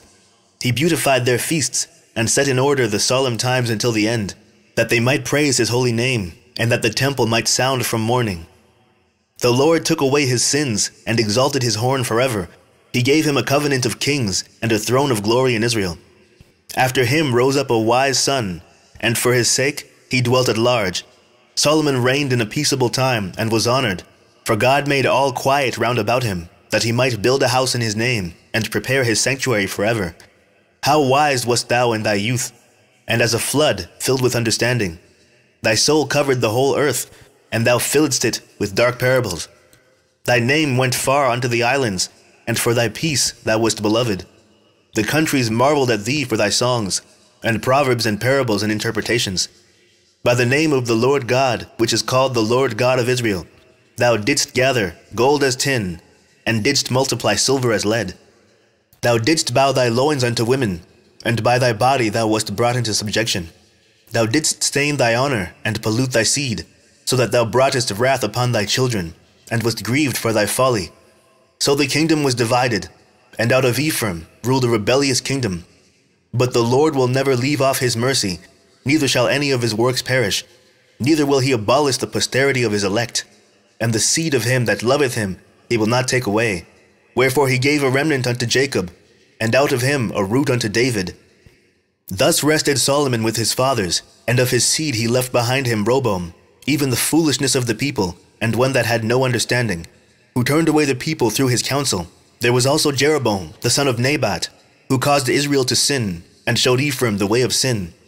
And their sins were multiplied exceedingly, that they were driven out of the land, for they sought out all wickedness, till the vengeance came upon them. Chapter 48. Then stood up Elias the prophet as fire, and his word burnt like a lamp. He brought a sore famine upon them, and by his zeal he diminished their number. By the word of the Lord he shut up the heaven, and also 3 times brought down fire. O Elias, how wast thou honored in thy wondrous deeds, and who may glory like unto thee, who didst raise up a dead man from death, and his soul from the place of the dead by the word of the Most High, who broughtest kings to destruction, and honorable men from their bed, who heardest the rebuke of the Lord in Sinai, and in Horeb the judgment of vengeance, who anointedst kings to take revenge, and prophets to succeed after him, who wast taken up in a whirlwind of fire, and in a chariot of fiery horses, who wast ordained for reproofs in their times, to pacify the wrath of the Lord's judgment before it broke forth into fury, and to turn the heart of the father unto the son, and to restore the tribes of Jacob. Blessed are they that saw thee, and slept in love, for we shall surely live. Elias it was, who was covered with a whirlwind, and Eliseus was filled with his spirit. Whilst he lived, he was not moved with the presence of any prince, neither could any bring him into subjection. No word could overcome him, and after his death his body prophesied. He did wonders in his life, and at his death were his works marvelous. For all this the people repented not, neither departed they from their sins, till they were spoiled and carried out of their land, and were scattered through all the earth. Yet there remained a small people, and a ruler in the house of David, of whom some did that which was pleasing to God, and some multiplied sins. Ezekias fortified his city, and brought in water into the midst thereof. He digged the hard rock with iron, and made wells for waters. In his time Sennacherib came up, and sent Rabsaces, and lifted up his hand against Sion, and boasted proudly. Then trembled their hearts and hands, and they were in pain, as women in travail. But they called upon the Lord, which is merciful, and stretched out their hands towards him. And immediately the Holy One heard them out of heaven, and delivered them by the ministry of Isai. He smote the host of the Assyrians, and his angel destroyed them. For Ezekias had done the thing that pleased the Lord, and was strong in the ways of David his father, as Isai the prophet, who was great and faithful in his vision, had commanded him. In his time the sun went backward, and he lengthened the king's life. He saw by an excellent spirit what would come to pass at the last, and he comforted them that mourned in Sion. He showed what should come to pass forever, and secret things or ever they came. Chapter 49. The remembrance of Josias is like the composition of the perfume that is made by the art of the apothecary. It is sweet as honey in all mouths, and as music at a banquet of wine. He behaved himself uprightly in the conversion of the people, and took away the abominations of iniquity. He directed his heart unto the Lord, and in the time of the ungodly he established the worship of God. All, except David and Ezekias and Josias, were defective, for they forsook the law of the Most High. Even the kings of Judah failed. Therefore he gave their power unto others, and their glory to a strange nation.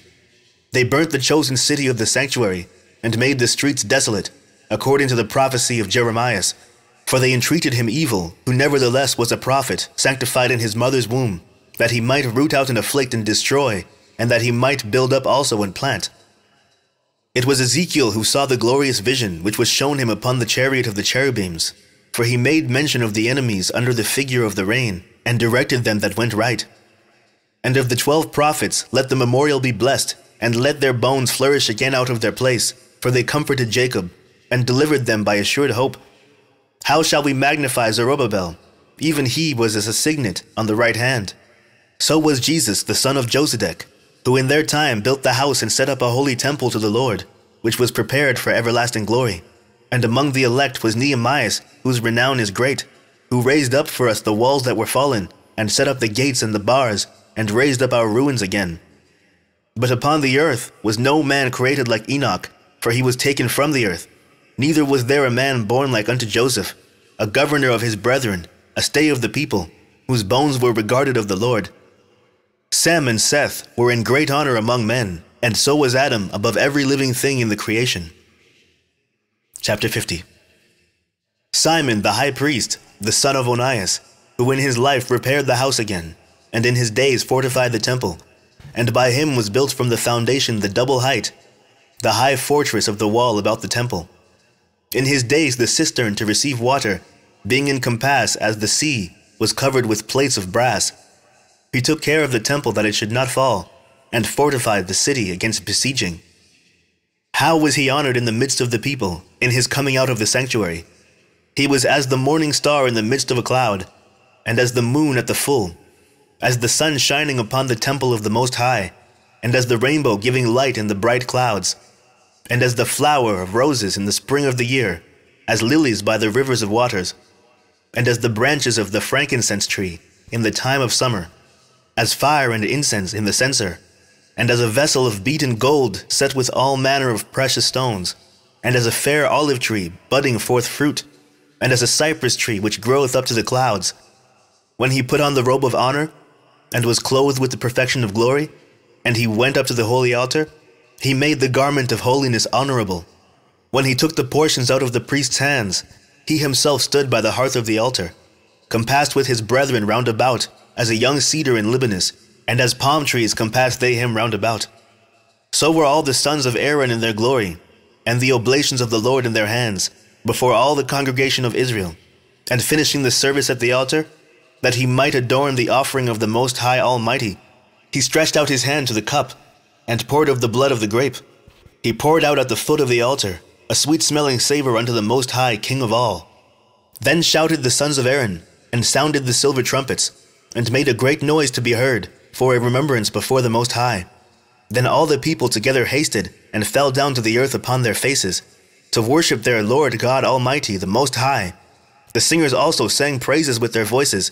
With great variety of sounds was there made sweet melody. And the people besought the Lord, the Most High, by prayer before him that is merciful, till the solemnity of the Lord was ended. And they had finished his service.